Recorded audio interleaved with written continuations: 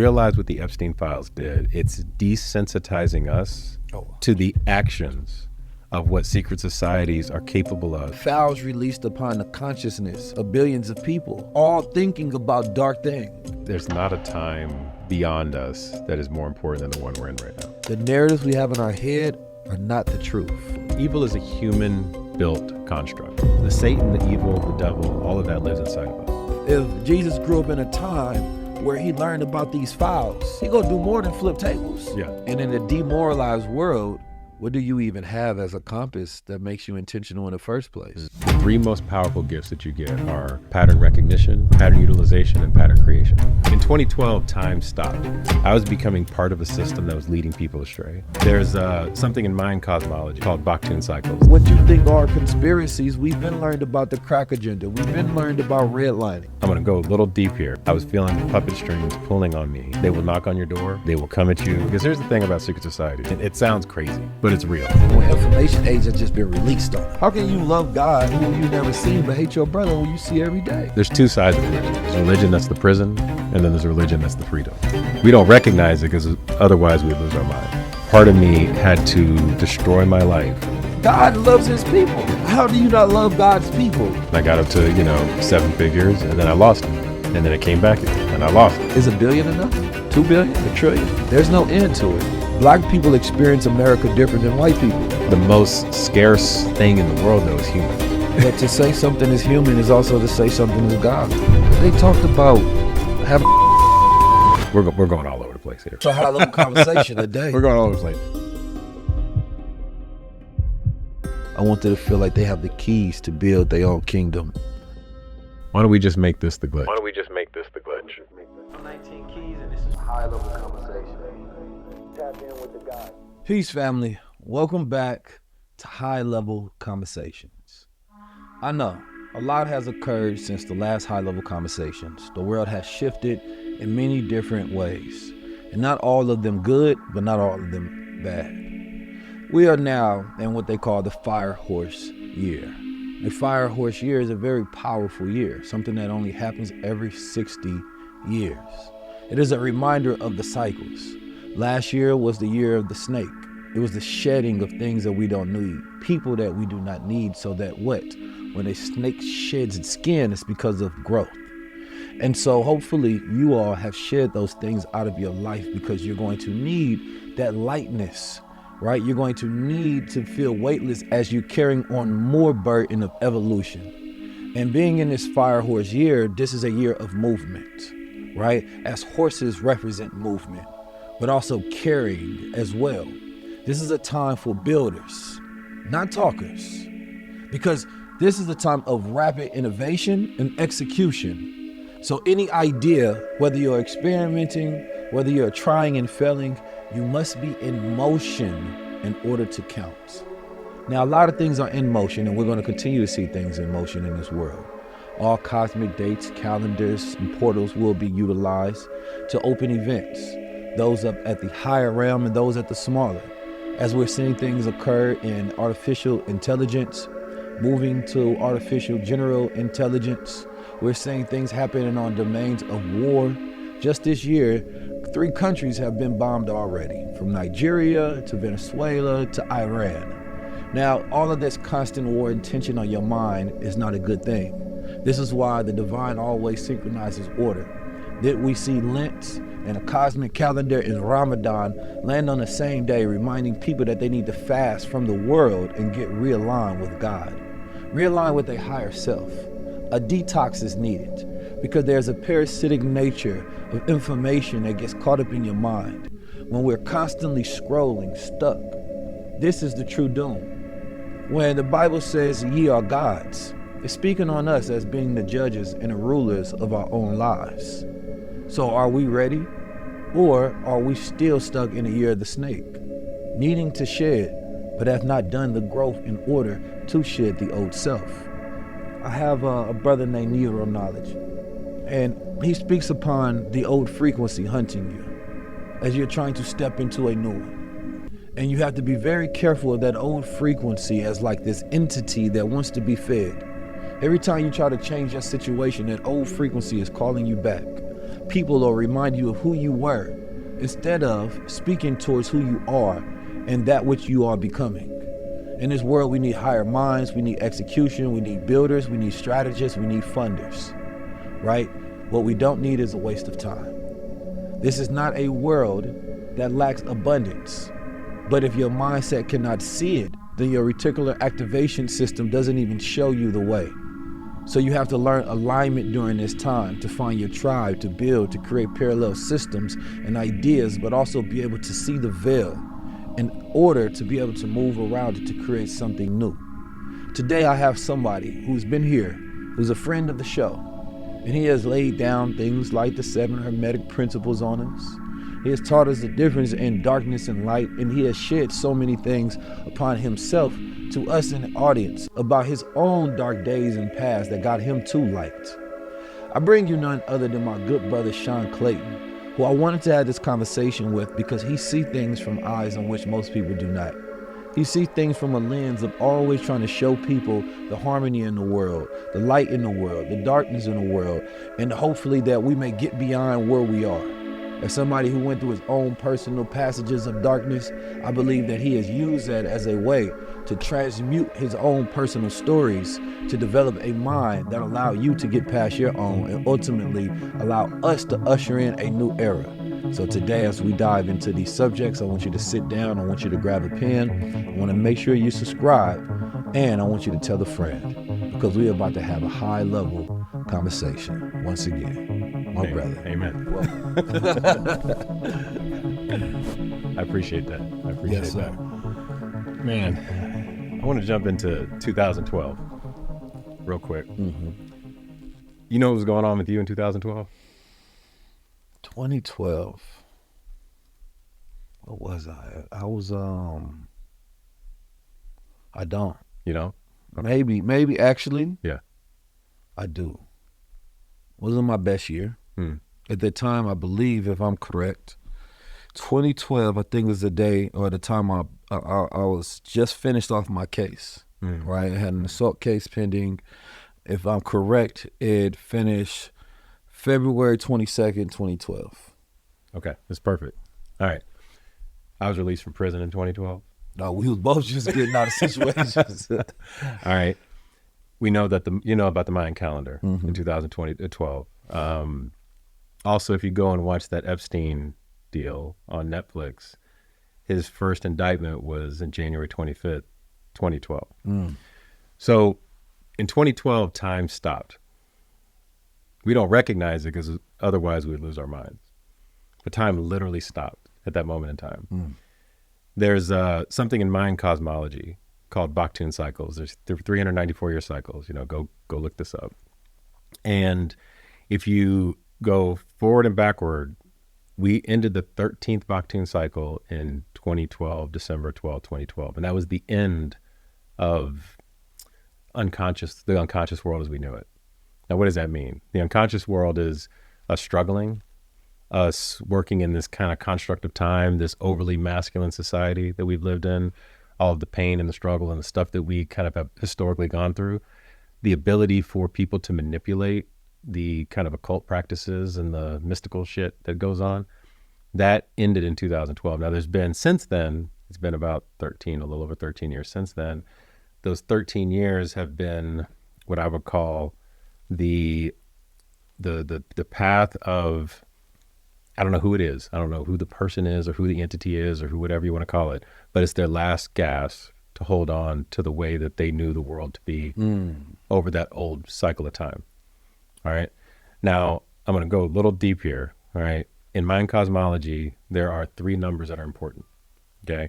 And why is Mayan cosmology important? It's important because the way that they view the world, if you kind of go through, it doesn't really matter whether it's 7 Hermetic principles, whether you're looking at, Yeshua and Jesus, the way he walked with the 12 disciples and him being like the number 13, whether you look at like your fingers and toes and all of this has like, you have 20 of these. So I'm going to walk through what those numbers mean, why they're important.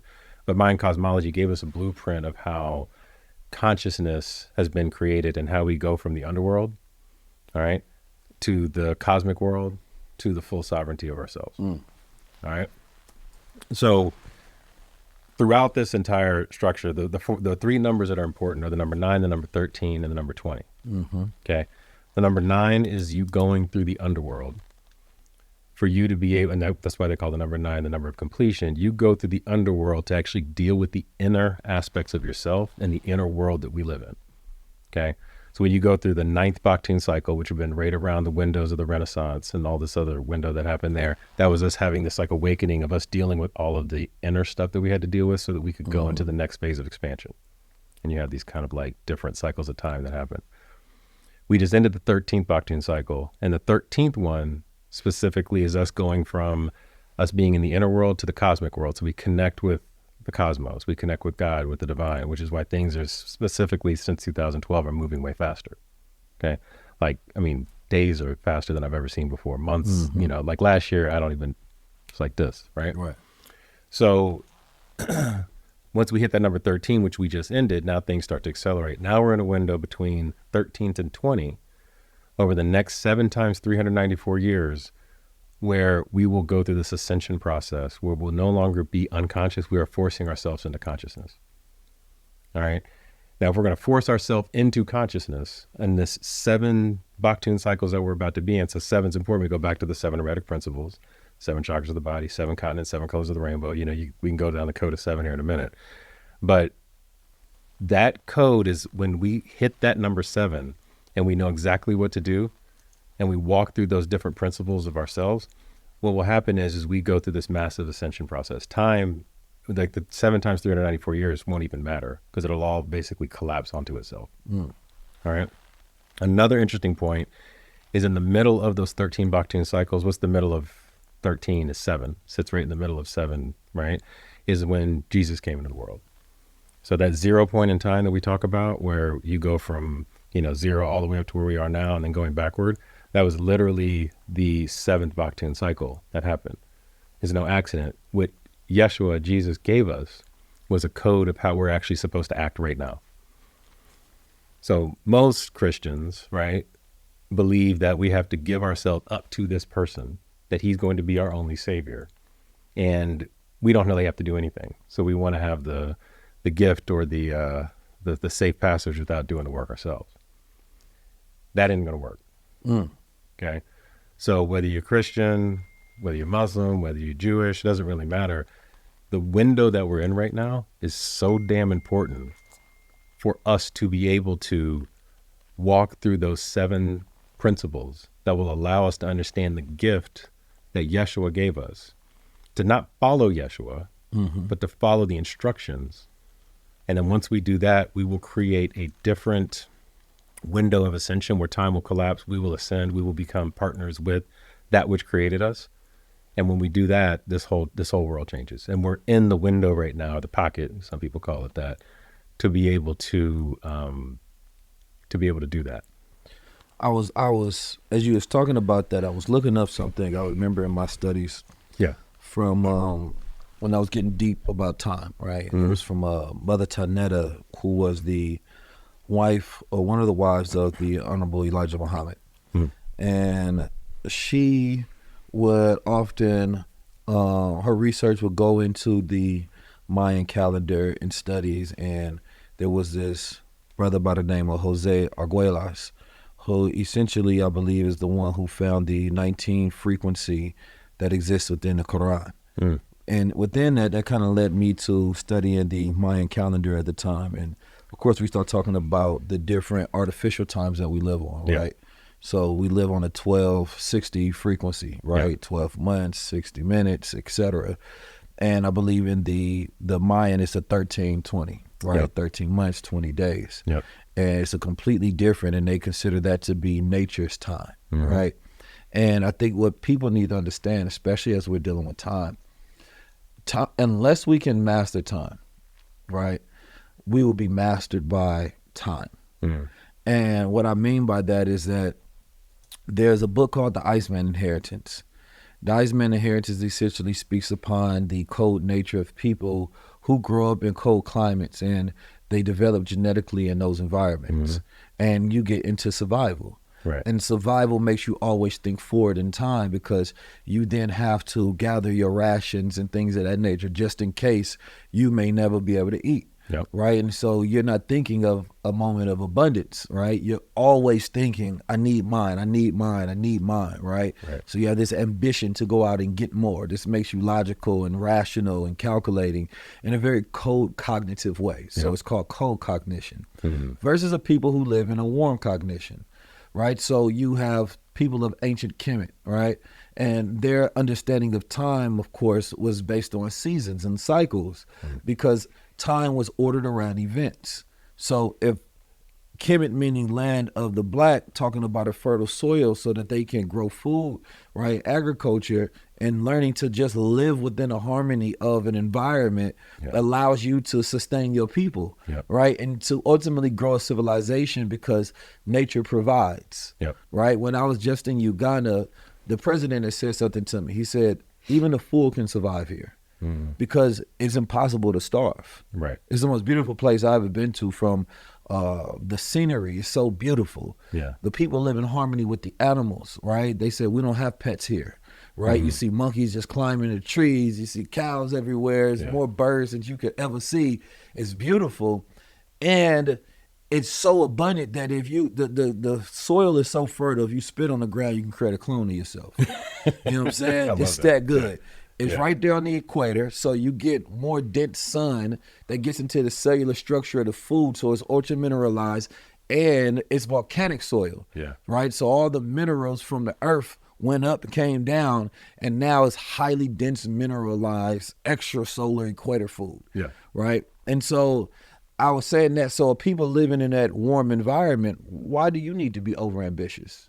If you don't do anything, you'll still be okay. You'll still be good. Right? And so you now start, what becomes more important to you is community, right? You think about the philosopher Mbidi, who talks about the philosophy of time, African philosophy of time, says that the African more so thinks of the present and the past, right? And so that in most cultures, there's not that many words for maintenance or near future. Right. Now, of course, there are many exceptions to the rule, but this was based more so on how different knowledge systems and faiths came into or came from Africa and spread in those particular people. But even today, you find that prevalent, right? Now, if you have a people growing up on a calendar of time, 365, 1260, you can master them because you throw them completely off their harmony and off their rhythm. Right. And we know that the industrialization age of America put together the 9 to 5 so that they can turn the people into a labor force so that they can utilize their energy. And so we stopped being masters because mastery did not matter. Put you in classrooms where who cares, as it became an age-based measurement of approval. You turn 18, as long as you don't get an F, which is like, as long as you're not mentally challenged, we can keep pushing you through the system and you can be a worker. Right? And we don't think about that. Like, imagine if this was grading food. As long as it's not to the point of poison, right? Then we can pass this food off and throw you in the market, right? And so that's how human beings were. Rockefeller made us a nation of workers, and Horace Mann entered their plan by taking the Prussian model of cold cognitive thinking and discipline from the Prussian nation, of bells and all of these things. He studied that, brought that to America, and he said this will be best so that we can grow into an industrialized nation.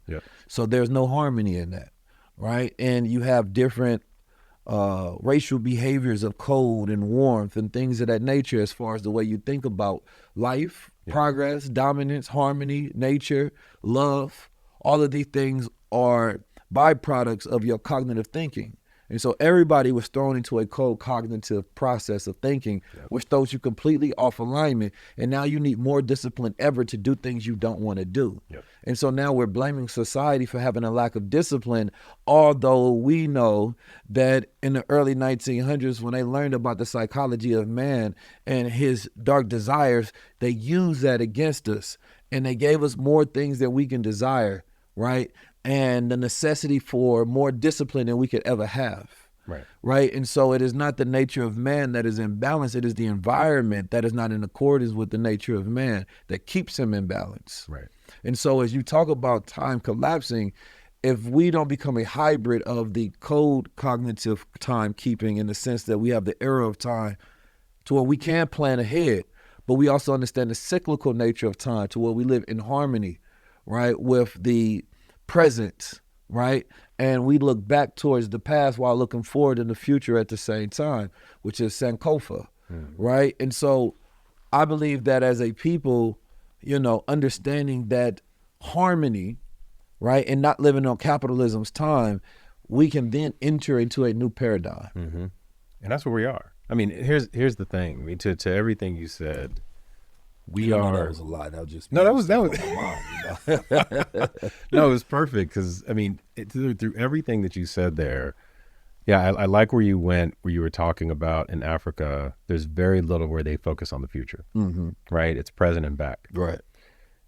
One thing that I learned over this so I went offline about, I don't know, a year ago. Okay, I had some really dark things go on in my life where I realized that I was becoming part of a system that was leading people astray.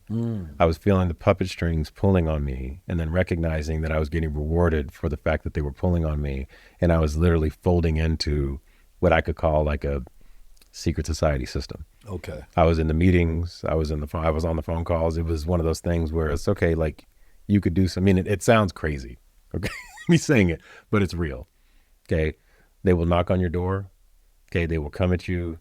And the promise of the future was so big that part of me had to destroy my life in order to retract myself from it because I didn't feel personally worthy enough to receive the things that they said that I was worth. Now, that wasn't me saying it. That was them saying it. What's different is when you recognize internal sovereignty, you see the spark that's within you. I didn't recognize that. I was saying all the right things. I was on this show saying all the right things, right? I would be on social media with hundreds of thousands of people responding to like all the right things. There was part of me that didn't believe it. Okay. So when I got into that deeper sovereign space of myself and I had to just turn everything off. I almost lost my wife, my company, a lot of money just disappeared. And once I went into this deeper version of myself and I had to go back and architect my past to go backward, that's when I was able to then come back into the world and stand as a different human being. Okay. Now the presence that I'm in, I am the creator of my life.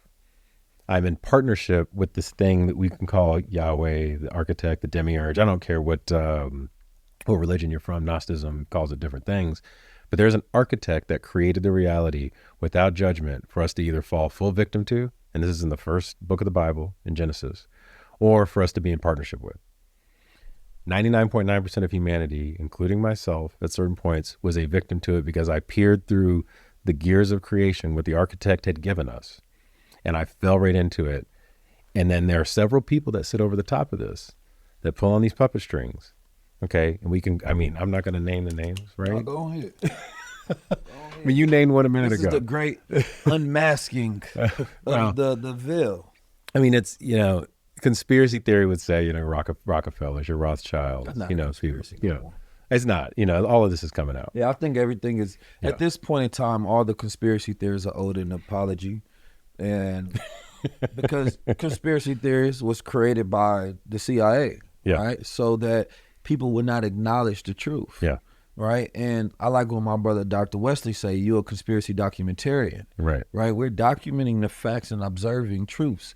Some people are early in that observation because we are not so connected to the world to where we believe in the system. Right. And so there were so many people that the government would never do this. Nah, my government, not my government. Right. Because to believe you're connected to a system that is evil, right, is then to approach your own humanity and to look at your own morals, right? Then to now observe your own mind and say, damn, if that system is evil and this is the institution that taught me, then what did they teach me and for what purpose and what agenda and what intent? Right. So now nobody wants to challenge their own identity. And so they've connected you so deep to the system that to challenge the system is to challenge yourself. Right. And so we know for a fact that, like, let's be honest, like what the Epstein files done, man, it brought so much vindication to so many people. Same thing with the COVID files, right? And this continues to happen over and over and over. It's like why don't we want to believe the truth? Why is not when you hear the truth, you don't have the ability to recognize the truth? Yeah. Right? What is it that you've been programmed with so much that your ears are deaf, right, to the winds of truth? Yep. What I am going to say to that, though, if you realize what the Epstein files did, it's desensitizing us to the actions of what secret societies are capable of so that they can continue on that path. And then it's no accident that as this is getting released, we're also getting bombarded with war. We're also getting bombarded with fake news. Here come the aliens, right? Whatever else we want to throw out there in order to desensitize us from what the puppet string masters are going to be doing to be able to continue on the path that they're on. Because here's the thing about secret societies. And I'm just going to go there. Here's the thing about secret societies. And what they taught us with the Epsteins is that it's an entire community of blackmail. Okay? And not blackmail like me and you, but like White male. We call it white male over here.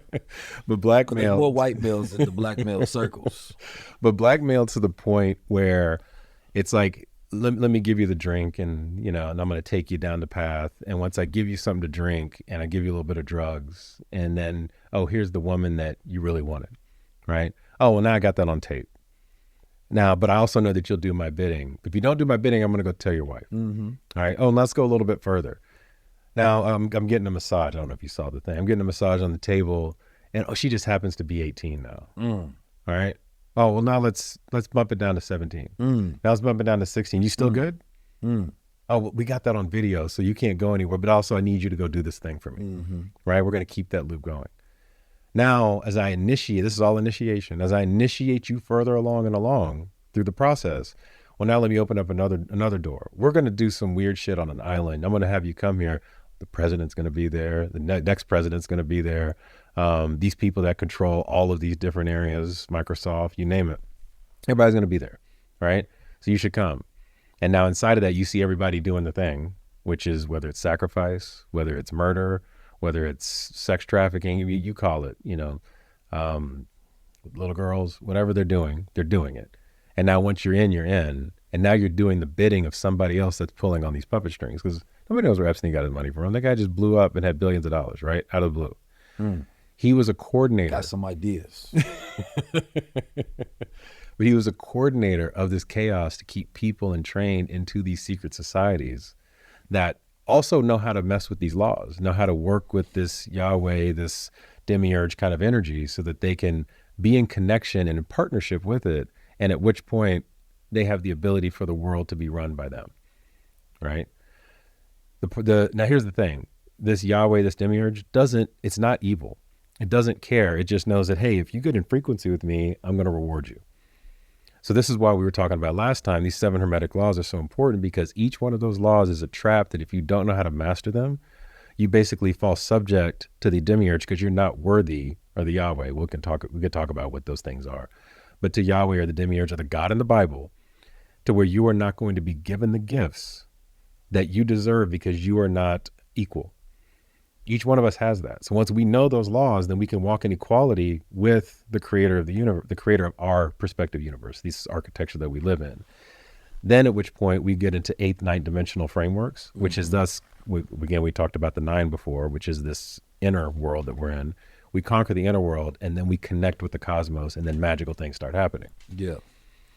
But if I wanted to keep you trapped in this system, I would make sure that you were always off balance in any of those 7 laws.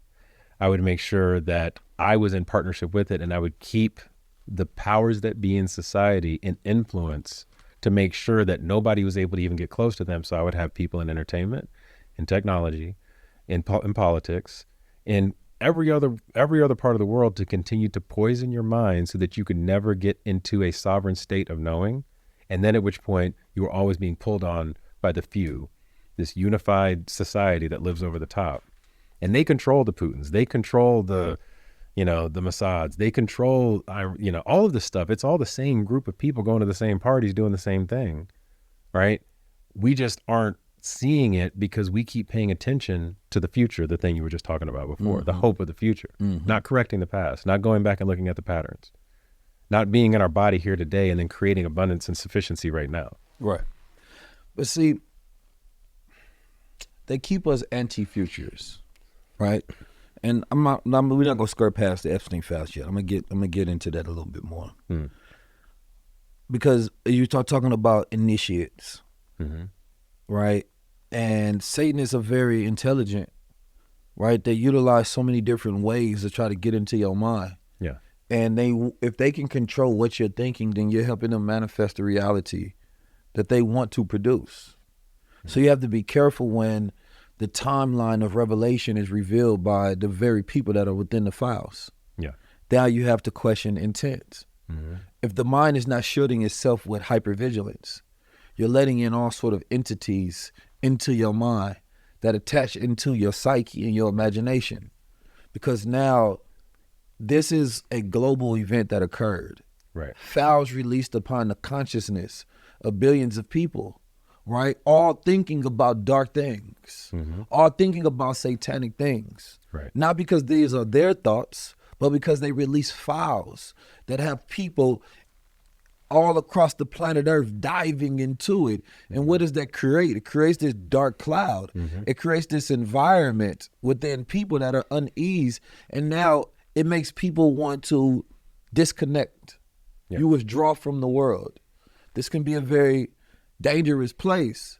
And what it really is that you start to lose hope. Yeah. Right? At the time where you need all the light. Right. And they're very calculated with this thing because they say, well, look, I've had hope in the system. We tried and we failed. Yeah. And they want you to keep feeling like no matter what you do, nothing will work. Right. That you cannot break this firmament.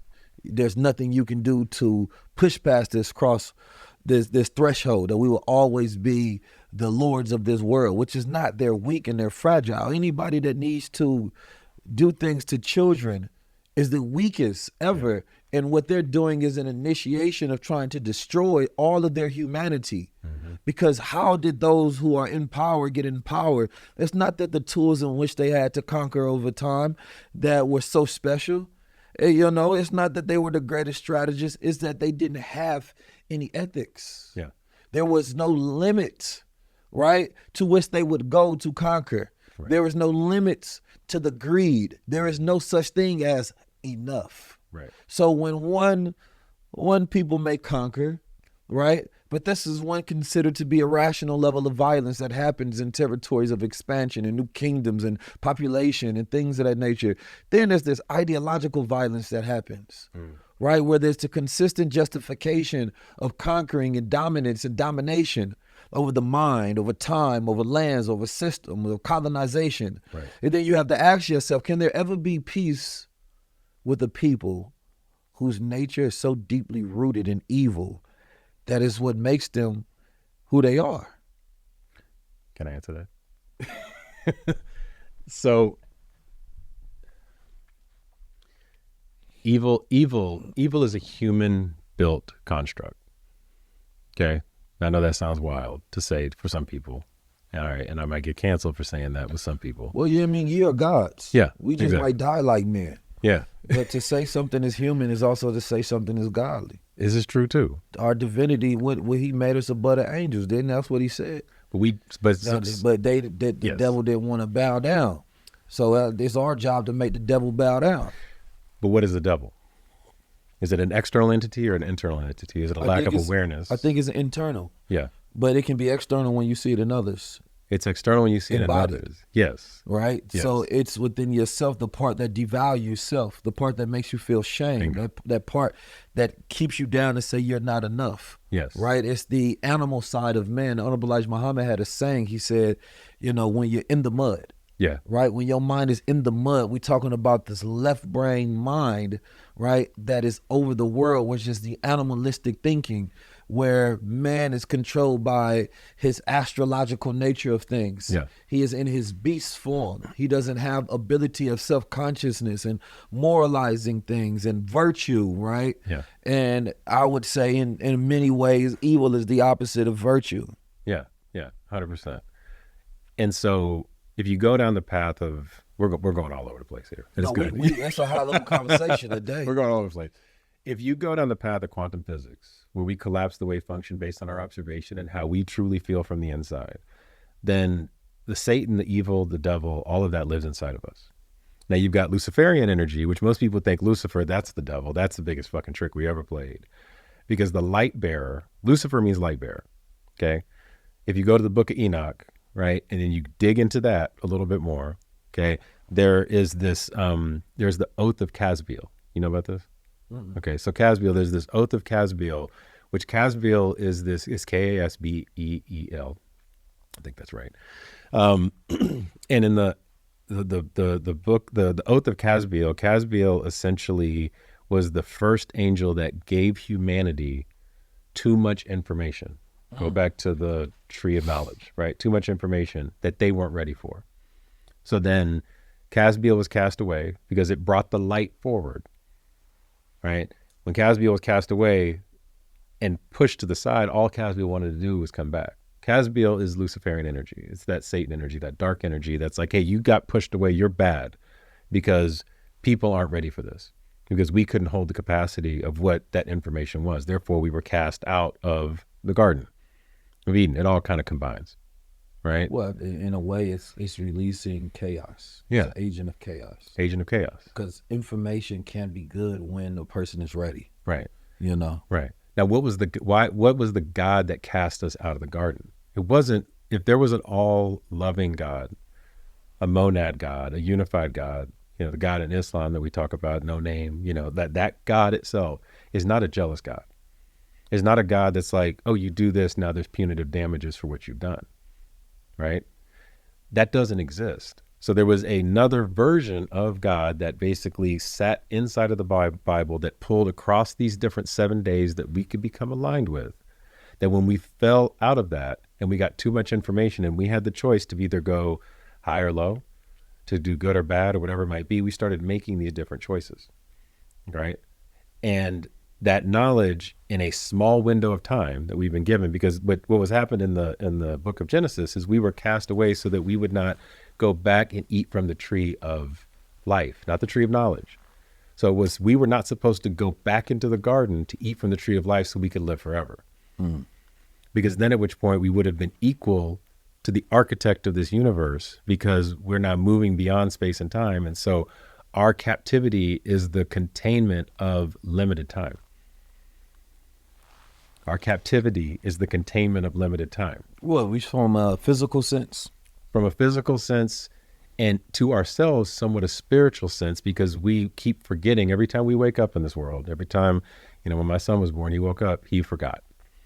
And now he has to come back in and find people like you and I and others to be able to help them remember. I wonder if it's forgotten or we released it. Like, when you play a new game, like, yeah, you know, what's the fun of the game if you already know exactly how to beat it? You know exactly what's around the corner. How can you enjoy life if you know everything? This is true. You know, so yeah. It seems to be a part of the human experience is not knowing too much so that you can enjoy the experience. I'm a person that has metacognition. I think about thinking a lot. Right. So I'm in my mind, right? But when right. I'm in flow is when I am not in my mind. Mm-hmm. It's right. It's when I'm in my body. Mm-hmm. It's when I am connected to the external feeling that I am present, right? Therefore, my mind is not overthinking. Instead, I can flow, and then I can enjoy. Right. Right. And enjoy only happens in present. Right. Right. Joy doesn't happen in the future. It does not happen in the past. It can only occur in the present. Right. And so oftentimes you see people who have the curse of knowledge. Oftentimes they're not happy because they can never be in joy. Right. They're always simulating a future, right? They're always studying a cycle of the past. And so they're living in these two different places consistently. And there's only so many people, I think, on the planet Earth that can hold that much time and space. Yeah. Right? That can hold even multiple perspective. If we're talking about the devil is not really that clever. His greatest trick is making you think that he knows something. Yeah. Right? He can't force you to do anything. And I would say that whatever we want to call it, right? It exists only because we don't know it exists. Right. Meaning that darkness is ignorance, right? And when you have knowledge of something, you must turn that knowledge into wisdom of it and then understanding of it. So the information I think we're being distracted by when all the holy books speak upon understanding as the highest level. Right. Right. And so we have been in this information age has just been released on us. Crazy. Yeah. We have more. If we want to say that if there was a devil that released information, then what is OpenAI? Right? What is Claude and Perplexity? Right? Yeah. What was Apple giving us these phones to fall in love with? Right? In the first place, if we're talking about the internet and the information web of things and the internet of things and us being connected, and basically you have these different dimensions that just been broken.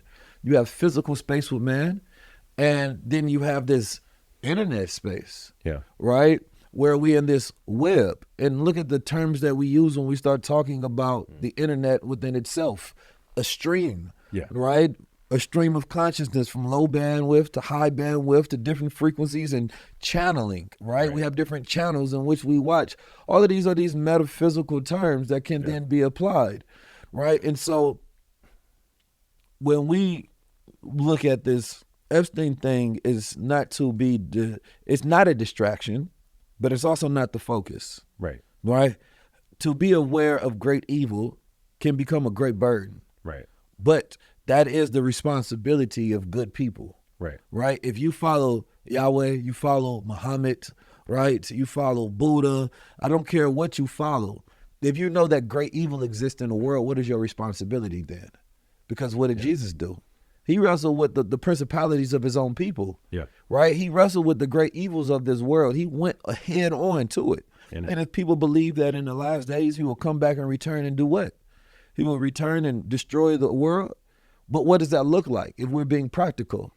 If Jesus grew up in a time where he learned about these files, right? And he's saying, man, they doing what? Yeah. He gonna do more than flip tables. Yeah. You know what I mean? Yeah. Like, you have to think a man with that much compassion and love for people and hear about this much great evil, and you think he'll be able to rest? And then all of a sudden, you think he gonna be saying that Islam is the problem? You get what I'm saying? 100%. I try to understand how he's connected to Mossad, and all of a sudden the pastors is talking about Islam is the problem. Right. It's not the Epstein files of Islam. Right. I ain't saying that, you start going over to them Arab countries, they got some wild stuff they in some of them files, but they don't represent Islam. Right. They represent Islam. Right. You know what I'm saying? They doing it his way. They're evil dictators of the world based on these elite circles of devils as well in the darkness. Yeah. You feel me? But when we start talking about it, Islam ain't the controllers of the media. Right. Islam ain't the controllers of the school curriculums. Islam ain't pushing the agendas in America. What would happen if Islam overtook in America and all these people act like they're afraid of it? Yeah. Why? You can't partake in your pornography and your gambling and your gluttony and greed and the charging of interest, right? Because you would have to go into new money systems, and then it wouldn't be as much drinking and eating of the pig. Oh man, that sounds evil. Now think about those who participate in the ownership of those industries on things that do not benefit the people. They are cancerous to society. Yeah. And so they have tricked your mind to think that the people who love Jesus are the problem. Yeah. Right? And so this is the greatest trick, and that's when they try to make Islam the distraction as the enemy, because then the Muslims and the Christians will look at each other and say, man, we brothers. We got a greater enemy. We're not even each other's enemies. There's nothing in our religions that should make us enemies of each other. Yep. If you do that, then you're practicing a dirty version of your religion, when that is misinterpreted, right? And so when I see pastors, like the brother at the 2619 church, man, he said something disrespectful about Islam, and I was like, who do you work for? Right? And it starts to feel like, man, these are the people that work for the same people that's inside them files. Yeah. Because how can you be aligned with the agenda of evil, right? Saying that you represent great good. Right. So I want to go there. It's funny. I was watching the Kanye documentary. You seen that one? Yeah, the other day. Oh, they dropped a new one? They dropped a new one. It was what? Mo Kanye. Yeah, it was in his name. Yeah, great name. But it was like his whole deal. And he was. It's interesting when you read it. It looks like he's really. I'm just gonna go here, going after the Jews. Mm-hmm. Okay, That's an interesting label to me because it's not. I'm going to say this, and I know. Well, I would say I think a better word would be the Zionist. Yes, but I think that maybe his level of knowledge did not particularly know the term in that capacity. Right. You know what I mean? Because there are some. I'm going to say this wholeheartedly. Shout out to my Ethiopian Jewish brothers. Yeah, I mean, I got some amazing Jewish brothers who are like just salt of the earth, everything, right? And hell, Yeshua was Jewish, so I mean, you can't. Jesus was a Jew. You can't knock that, right? Now, what great gift, and even when Kanye talked about this, his whole thing is he just wants to get rid of labels. He wants to get rid of the Jewish label. He wants to get rid of the Islam label. He wants to get rid of all the labels, get rid of the labels so we can unify. He had this one clip inside of that where he said it. I think a lot of people missed it. But he's like, I just want to get rid of the labels, which is why he put White Lives Matter on his shirt. He's like, I just want to be contradictory. Because if you see me as a black man with the White Lives Matter, thing on, or I put the MAGA hat on, right, I'm confusing and I'm basically fucking with the code. Breaking the schema of belief. Right. That was his point. Now, did he do it in the most like sexy, eloquent way? Who knows? I mean, we don't know where this is going to end up, but he put his career, his wealth, and everything in jeopardy based on what he believed in. Mm-hmm. And I think that's super powerful. Well, I think that, and not to cut your wisdom on, I want you to hold that point. Kanye is the greatest artist of all time. For sure. I could say that about him. I believe he has darkness and he has light. He has things that he must deal with within himself. I don't think he's crazy. No. At all. And then I want to say something about just being crazy. It's a natural response, right? Anxiety, stress, and perhaps stress can lead to levels of schisma in the brain and bipolar and schizophrenia, whatever, right? But it might be a natural response to an evil world. It is. Right? Think about how many things just Epstein himself had his hand in that doesn't feel natural to a person. Mm-hmm. Like if you are intuitive and you are even sensitive about the nature of things, certain science was pushed because he was funding these scientists. Yeah. And then you have people getting mad at those who are not of the scientific community, speaking on things and not liking stuff that comes out with the scientific world. But Epstein is not funding the conscious community. He's not funding the pseudoscience community. No. You know what I mean? And Epstein is just one of the fouls, so we're using him as a way to speak on the world of things, if you will, in this kind of conversation. But he was funding so many scientists so that things flowed in the direction of his agenda. 100%. That's important to say. Yeah. Right? But not only scientists, politicians, literally texting them, right, while they're there in Congress, right? Giving speeches on the news. He's literally playing puppet master to a world. And then there's the feeling that certain of us who are really wide awake, something about that don't seem right. Right. It feels like when you say that there's a devil behind the scenes, we just got shown one devil. Right. Right? A very blatant, this is what a devil looks like. But this is something that we always knew. Yep. Right? And so now it's like, I don't want people to ignore that feeling that they have about the evil and the things that are not aligned in this world, because we can see the type of things that are behind it. The greatest form of slavery in America is sex trafficking. Yeah. Then it's the prison. You understand me? Industry. And so we don't talk about the sex trafficking that exists in this world. We have a very dark line of things that are occurring and missing women and children and men that we are not really practicing our religion great enough, because there should be armies. Yeah. You understand me? Ready to challenge. There should be crusades of those who consider themselves righteous, right? And those who consider those unrighteous. And I'm talking about obvious, blatant unrighteousness. Yeah. Not that you told a lie, you did a little sin, because sin just means to be off target. We ain't talking about that. Every man must deal with his own sin to align so that he can become divine. But I'm talking about great evil that exists in this world. That is the battle today. And in order to win that battle, it begins with self. It does begin with self. Then you organize with others who are in that battle with self, that then becomes an external battle to battle those who are not battling with self. Because they see the reflection. Because if you're not wrestling with the evil, then it is winning. Yeah. And so I'm wrestling with mine to win and conquer. And I can't let yours exist, because it would then impede other people's ability to live their life joyfully, fully, right? And for us to ultimately deliver what we call the government of peace on this planet. Yeah. And we can't have a government of peace until there's harmony amongst the people. Okay. And so then the thing is how we get to that harmony, because there's so many places where I want to talk about the Antichrist, because this is kind of leading from the Epstein files into this. Not even kind of, it is. And we were talking about, I'm going to go backward to go forward a little bit. Okay, take your time. So in order for us to understand where we are and what's going to happen in the future, you do have to understand the past. That is a very true statement. To understand the past, we only look at things like a couple years back, 100 years back, 1,000 years back, whatever it might be. We have to go back to when the universe as we know it was created to hold the human condition that we have today. Mm-hmm. And I'm going to talk about that and how that led to the chosen ones, this whole like map that we have, and why it has nothing to do with Jewish people, but it has to do with a lineage that has been abused. All right. Which is different than just Jewish people, because a lot of beautiful Jewish people out there.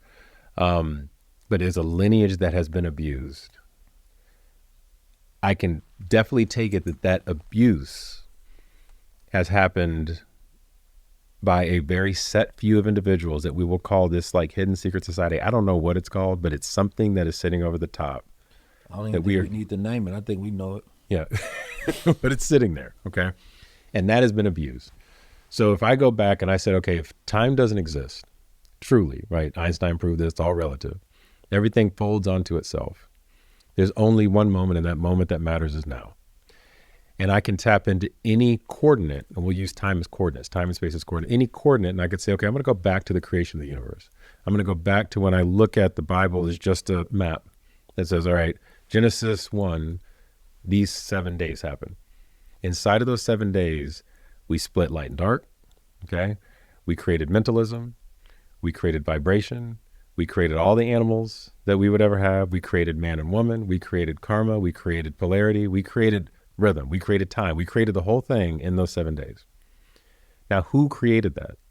We think that it's this unified God. A unified God does not need anything. But what a unified God does do is it says, okay, I will create in my image. And when it creates in its image, it gives people free will choice because it has the choice itself. But in itself, in its full knowing of itself, it doesn't need anything. So because it's living beyond space and time, it doesn't need anything, but it also has all of these different fractals of itself that need to come back home. Every one of us is a fractal of itself. The Yahwehs, the demiurge, everything that we've ever named is not God. Everything that we've put conditions to, that we've built religions off of, that we've built books off of, is not God, not the one God.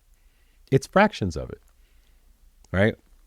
And so the one that we play a game with, which is, I'm going to get into how this matters to the Epstein files, how this matters into society today, how this matters into how we're candidly like demonizing Jewish individuals, this anti-Semitism thing that's going bananas, which is also creating anti-Islam, which is also creating sleepy Christians, right?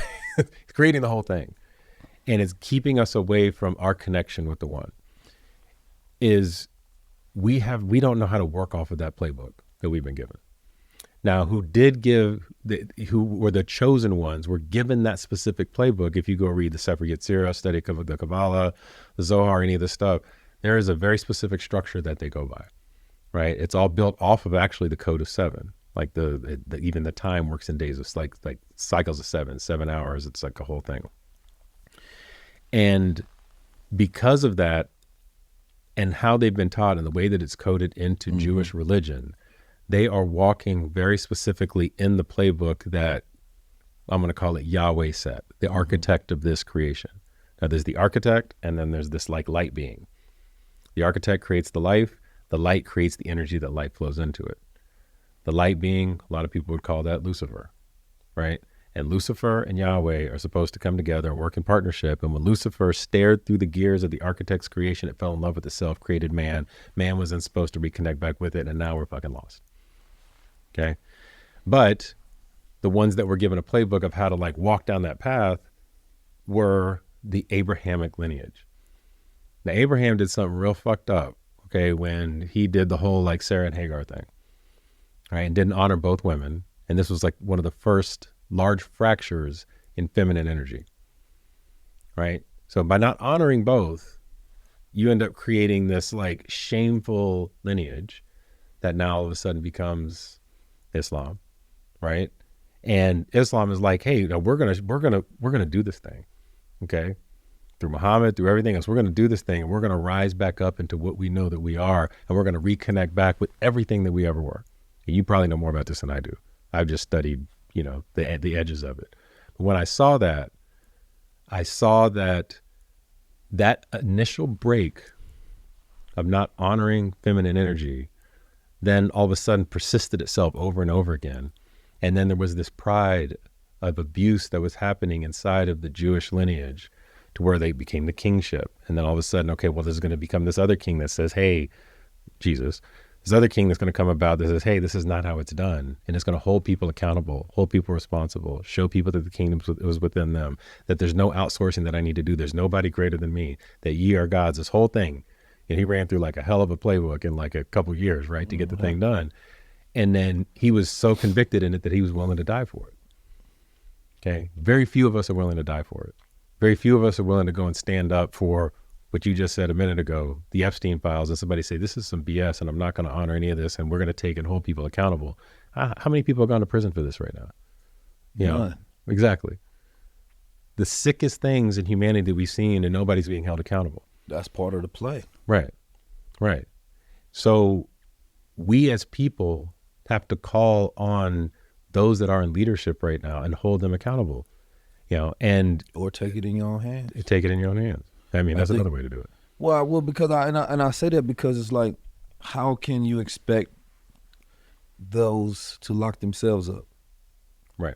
If it's their call, right, on who gets locked up, right, on who gets in prison and who gets punished, why would they punish themselves, especially if what you read in them files to be true? Right.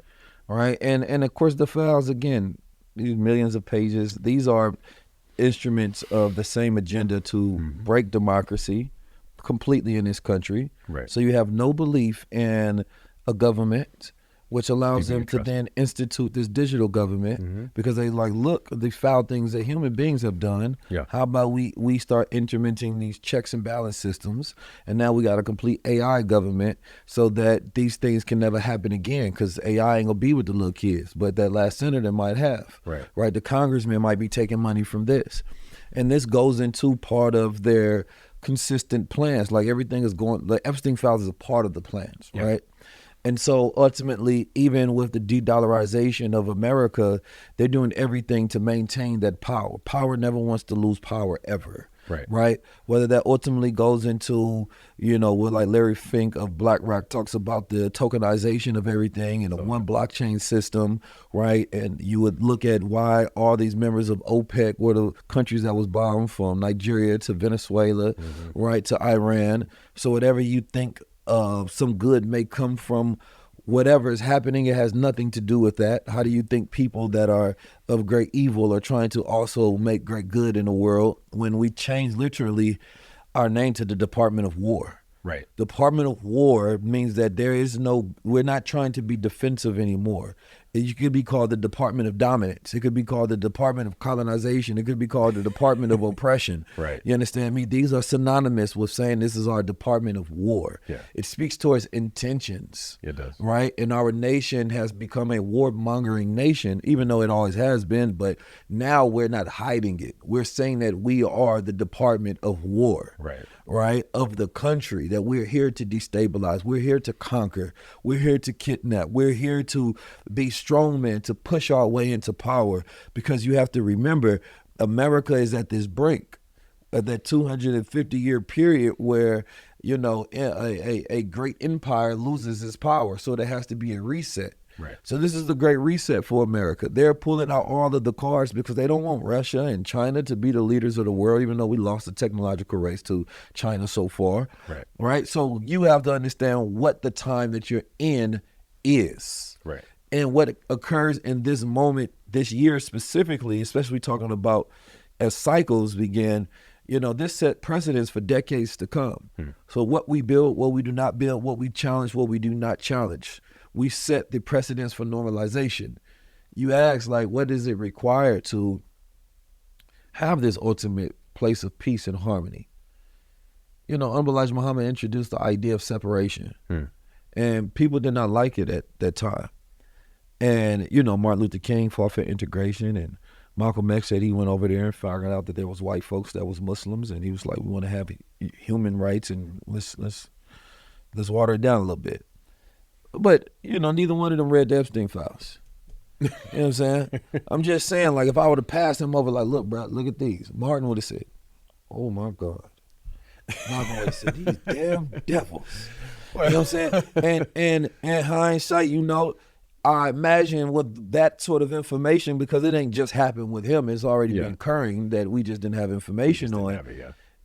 Elijah Muhammad said, you cannot fathom the depths of Satan. You cannot fathom, because your morality doesn't allow you to imagine such great evil, right?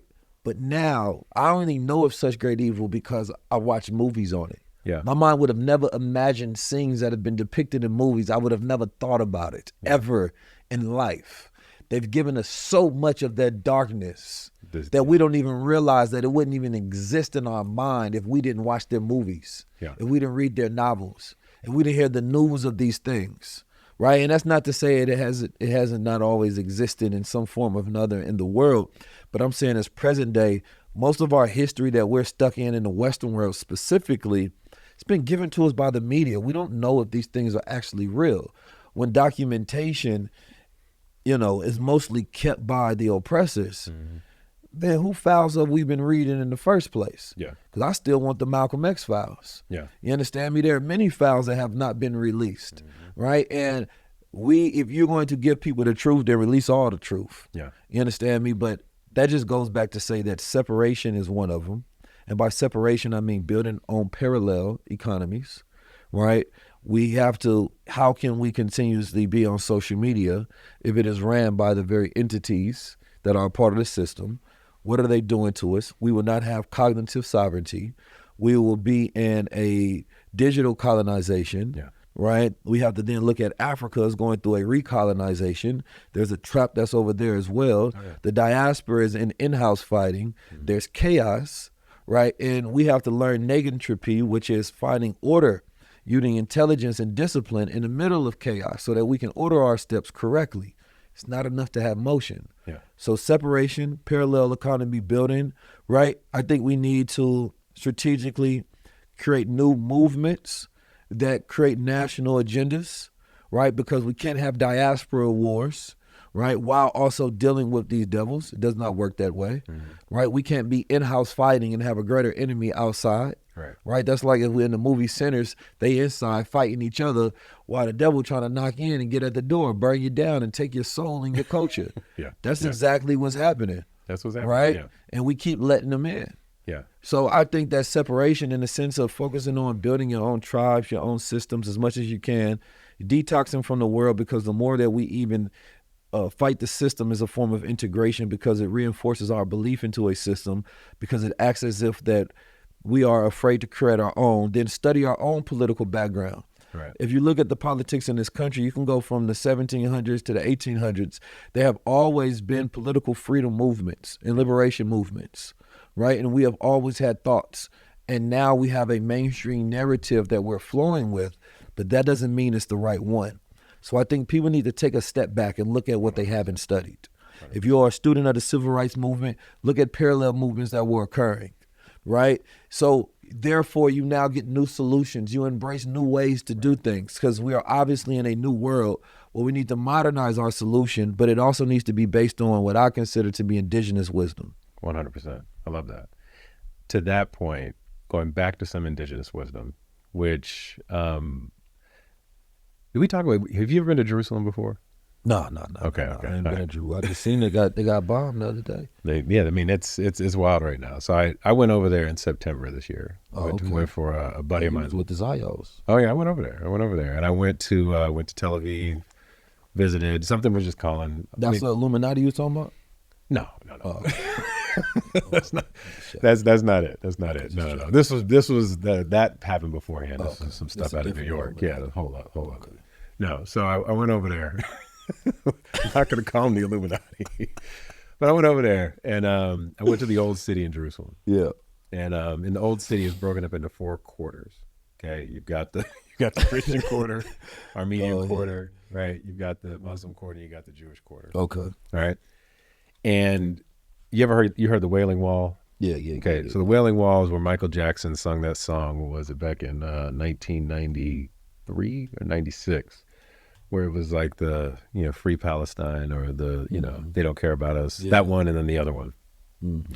After that, all of a sudden, sex trafficking stuff came up, and all this, the sexual abuse. Michael file. Yeah, the Michael file, right? Shout out to Michael. Yeah. No, Michael, I think, is an emanation of Archangel Michael, protecting the children. They said he built out that Never Never Land so that he could protect the children. Yeah.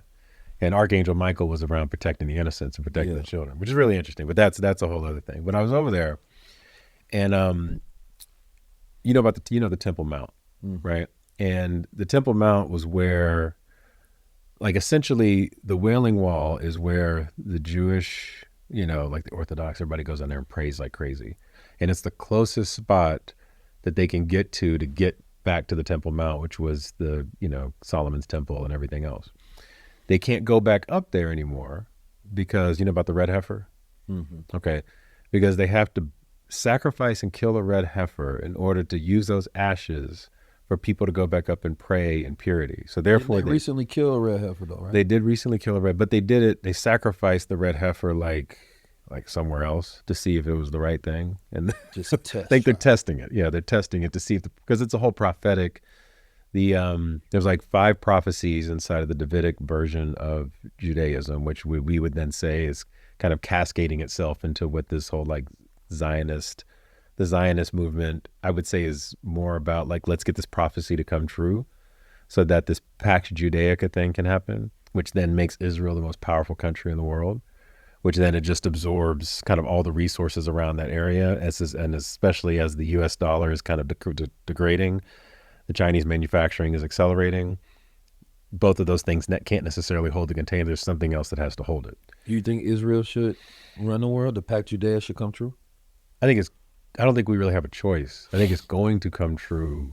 And all of the things that have happened around us right now are sequencing itself to come true. I think that's definitely what they would want you to believe. If I had a prophecy, I would want you to believe that you don't have a choice. Because there are competing prophecies. I don't think that it's going to last, but I think it's going to momentarily come true. And there's going to be an antichrist that walks through the door. Don't people have to hate Israel when it comes true? Is that part of the Pax Judaica that they become so powerful that the people around the world begin to hate them, and it justifies multiple different things? Yeah. And that's happening. Can you see it happening right now? Yeah, I mean, but this is based on, if you're purposely trying to make a prophecy come true, mm-hmm. and you need people to hate you, you have to do hateful things. When that's happening right now. Right. So those things are happening, right? All of that's happening. Then there'll be an antichrist that comes through that unifies and builds the third temple back, which is part of even why, if you think about this, the fight against Islam right now, right? There's like this, Jewish Islam thing that's going on with Iran and whatnot. You then justify to take back the Temple Mount. You already got a set of, there's I think 2 red heifers that are sitting there ready to go. Okay. Then you just go back up and you do the thing. Now you have religiously, spiritually, prophetically put together the construct of the end of times. You now prop up somebody that is the second coming, which will then be the Antichrist. This person will be the person that unifies and then calms all of the storms. People no longer hate, what's happening in Israel anymore. There's no more war. There's no more famine. There's no more any of this. Now, all of a sudden, central bank digital currency starts running around. Everybody gets a little bit of money because then money isn't real anymore. So we can make everybody feel full, right? Which is why we have to take these like safeguards across these different places that have resources, Venezuela, Africa, and Russia, which are like the 3 bastions of the most resources in the world. You can then tokenize that, right? Which then gives you credence to then be able to then put more on the chain. Somebody sits over the top of that. I don't know exactly which one that's going to be at this point. And then the same people that were puppet mastering off of human, I would call human sacrifice, slave trade, trafficking and whatnot, because it's a $150 billion industry. If you just took $150 billion out of the world right now, it would collapse. It would literally collapse the economy anywhere, right? You just can't take it out, right? So as long as that's live and well, then the whole thing keeps running, but they have to replace it with something else because they know that they can't keep that system going. They can't keep the sex trafficking and the slave trade and all this other stuff moving. So what they're going to do, they're going to figure out another way to do it. And they're going to back it and basically start to go through the process of backing that off of some kind of tokenization, which to your point, Larry Fink, BlackRock, the whole deal, that's happening. So there will be some antichrist that comes forward. Okay, that person is going to be, on point. Okay. They're going to unify everybody. They're going to feel and look like everybody. They're going to harmonize a lot of what's happening in the world. And then there'll be a second coming. And that second coming is going to be when we all wake up and we say, okay, we've been giving our power away to something else, to some other person. And that second coming is when we wake up inside of ourselves and recognize that the kingdom's always been within, and then we resurrect ourselves. So is universally. I was trying to find it. There's supposed to be a glitch in that. Yeah. And I forget the name of it. It's like Gooberman or Groenberg? No, this is his term that speaks towards like this Superman essentially that interrupts this whole entire state of affairs, or possibly could. And some people would say like, let's say like Russia could be, this thing that has details of the plans that are occurring, right, with this whole thing. And then they could be one of the ones that interrupts, right, this whole entire so-called prophecy from coming true. That there's never a point that everything is just promised, right? I think the greater thing of a prophecy is just manipulation in a lot of ways. 1,000%. I need to get enough people believe it so that it becomes true. There's less resistance. And that's where it's like, for me, as somebody born in this time, right, of this so-called fulfilling of prophecy, the ultimate thing that one can do is just believe into something completely different. Yeah. We're all following these scripts. And what do it mean to ultimately get there? Especially if while you're living, you don't even get to enjoy life. Yeah. We're consistently told that, follow these books and these prophecies. We have to consistently go through hell. And when you die, you get to heaven. But at the same time, there's people who are living in great luxury privilege on this planet Earth. Yeah. They don't believe in none of those things for the most part. Or the things that they do believe in ultimately just gets them more power. Right. And so I think that the people need to have a mass revolting against all of these different prophecies and decide something new and completely decide to be not even the Neo, but the agent in the Matrix. The agent in the Matrix tried to just tear it all down. Yeah. You get to decide. Do you want to play the game? Do you want to be comfortable in it? Do you want to build a parallel system? Yeah. Right? Like, what do you want to build? And ultimately, I think what's lacking is a lack of direction and willfulness to the people. And so it's like, well, we start building our Zion, our digital nation platform, right? Because the question becomes, how do you organize energy, right? How do you organize people? They have prediction markets, but we want to create intention markets. I like that. So we can predict things to occur, or we can make things happen. Intent. Right? And so that is organizing energy and letting people vote on what would you like to see, right? And then organizing the people so that we can actually start producing these things into reality. Yeah. So you can have millions of people betting on one thing, or that same money could be flowing into systems, right, of intention that then produces alternative realities. We're now in a time where the young guys can activate their minds and everybody gets to be a glitch in the Matrix. Yeah. We can activate millions of Neos instead of one central figure. Right. We have allowed ourselves to believe in their tale of archetypes and heroes and villains for far too long. But that's a story that they know. That's a story of containment. Right. Because if I know how you will fight, then I know how to fight you. Right? It is controlled opposition. Yeah. Right? We create the revolutionaries and the rebellious ones. So even that is written into the script. We actually need it as a pressure valve to reset the hope of people.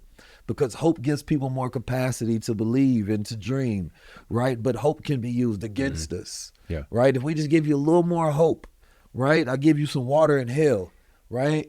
And you just waiting on another drop. You're not even tripping off the fact that you in hell. Yeah.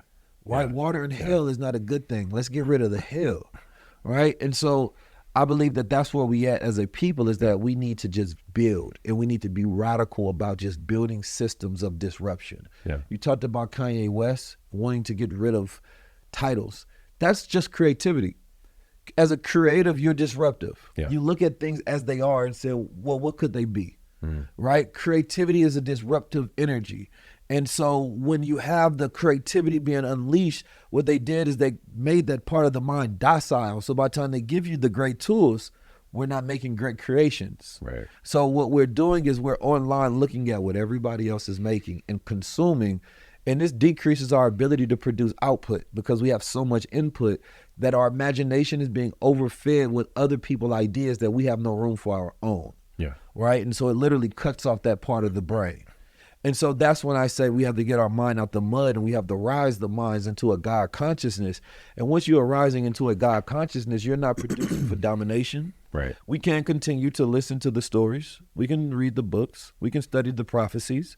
But that only makes the prophecies come true. So if we want the prophecies to come true, then we continue on the path as we are. Yeah. But if we want to prophesize anew, right? Do we want to produce a hereafter? Yeah. Where we learn from the evil in this world? Do we want to make the sacrifice of our ancestors, periods of darkness, be worth something? So that we know human nature, because the Epstein files is just slavery. Yeah. Right? What occurred in slavery of eating of flesh, of raping and murdering and maiming people, and, this practice of greed, right? Capitalism is a direct offshoot of slavery. Right, because most of slavery did not need to exist. You had more slaves than you had even necessity for labor, right? And so that was great evil already. We didn't need those files. We already have our files to know the difference. And that's the difference where we have to talk about Black people experience America different than white people. 100%. We experience the government differently. What you think are conspiracies, we've been learned about the crack agenda. We've been learned about redlining, right? Like in my family alone, my grandfather, he went to, what was it called? Prairie, Texas. Oh, Prairie View. Yeah. And this was a Black school, of course. Yeah. I believe he enrolled in I think 1876, I believe. Oh, word? Okay. Something around. He's been around a long time. Yeah. It was early. Yeah. So he graduated, and he spent 19 years in the railroad, working on the railroad. And then he formed he wrote the Constitution for the Mill Clerks Association, which is like the current thing that protect Black people, because they didn't allow us to be a part of these different associations. And then he went on to do something radical. Yeah. So you own a home? Yeah. There was a time where that wouldn't have been possible in America. I know. Yeah. At least where you would have wanted to buy it, because they were racist covenants. And these racist covenants, when there were no deeds, there are clauses to say that a Negro or a Mongoloid, right, which you look like both, could not own homes in essentially white neighborhoods. Yeah. Right? And that means that in St. Louis, where he was the first Black successful real estate agent, right, in St. Louis or Missouri.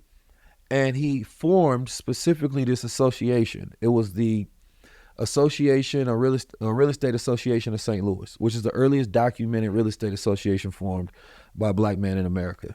And he put my aunt through college. Specifically, she was the second Black woman to pass the bar in the state of Missouri. So in 1944, after she passed the bar, she helped him form it, right? She put together the formation of the entity. And he did this for the sole purpose that he wanted to go to a white neighborhood as a real estate agent, sell a house to a Black couple, and then fund the litigation so that they can take it to court. Now, he funded this litigation in Missouri. He orchestrated the whole entire plan, right? It lost in Missouri, then they was able to take it to the Supreme Court.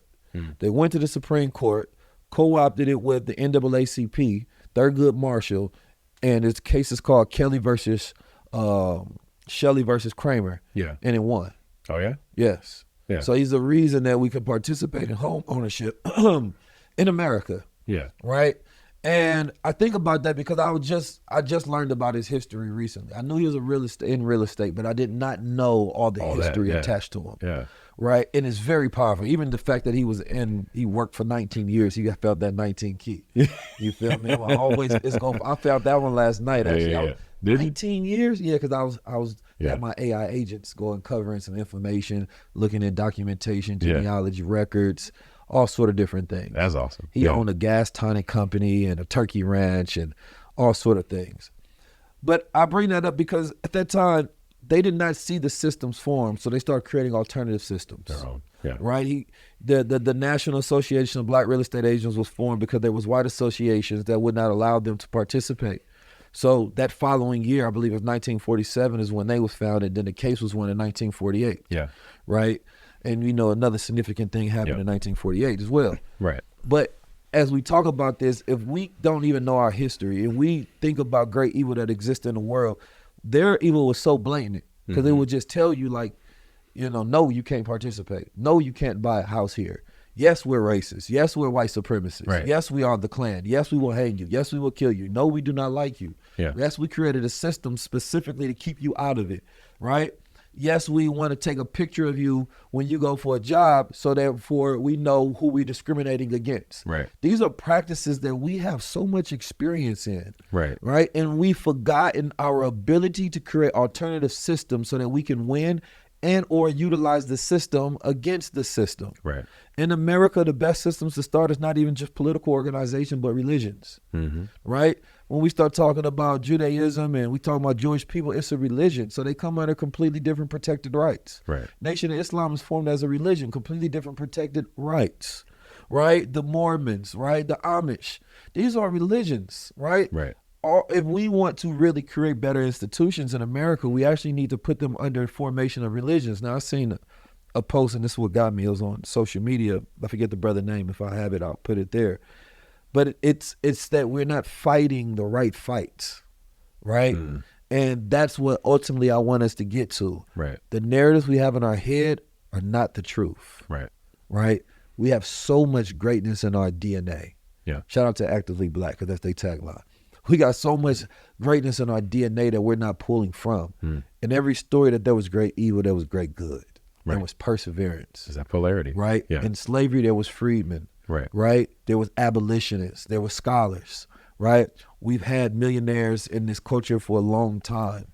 They would fund Frederick Douglass so he can go around the world, or the country rather, and have a national agenda of liberation, creating the North Star. W.E.B. Du Bois created the Crisis. We had magazines like the Black Scholar, right? We had the Black Star line. We had the Final Call, the Muhammad Speaks, the 10-point program from the Black Panthers. We've always created alternative systems so that we can win.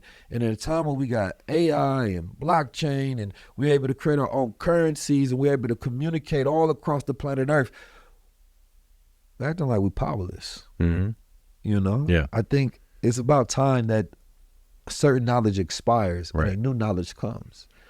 And as a people, we need to be, in order to do that, and I said indigenous for a reason, because the indigenous people have the wisdom of harmony. Only the indigenous people have it. And what indigenous wisdom forces us to do is talk to each other. Right. Not the book. Right. See, the book allows us to be in isolation, right? Connecting to God. Right. But indigenous wisdom is oral traditions. Community. So you have to speak to another person to get to God. Yeah. I am sharing the wisdom God has passed down in the family orally through communication. What does God mean? To invoke. Right.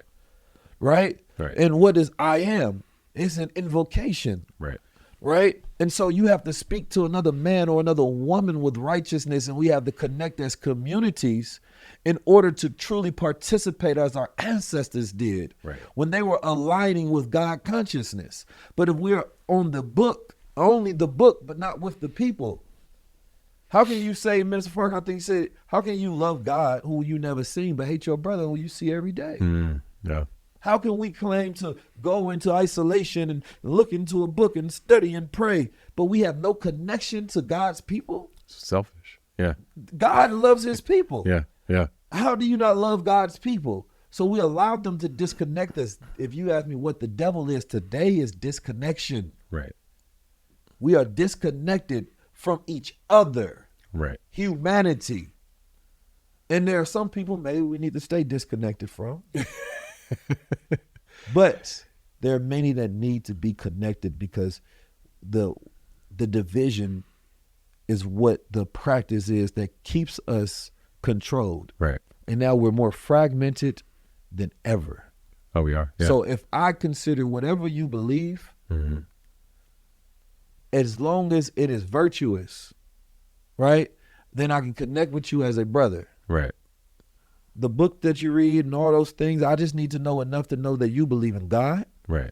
You follow a righteous path. You treat people how you want to be treated, right? You believe in harmony versus domination, right? You believe in collaboration over competition, right? You have love for yourself. You would do the right thing. Like once I start learning these things about a man, I can work with you. Right. But if your religion forces you to disconnect from God's people, then there's nothing I can do with you. If capitalism is your religion, then you're so greedy you can't be trusted.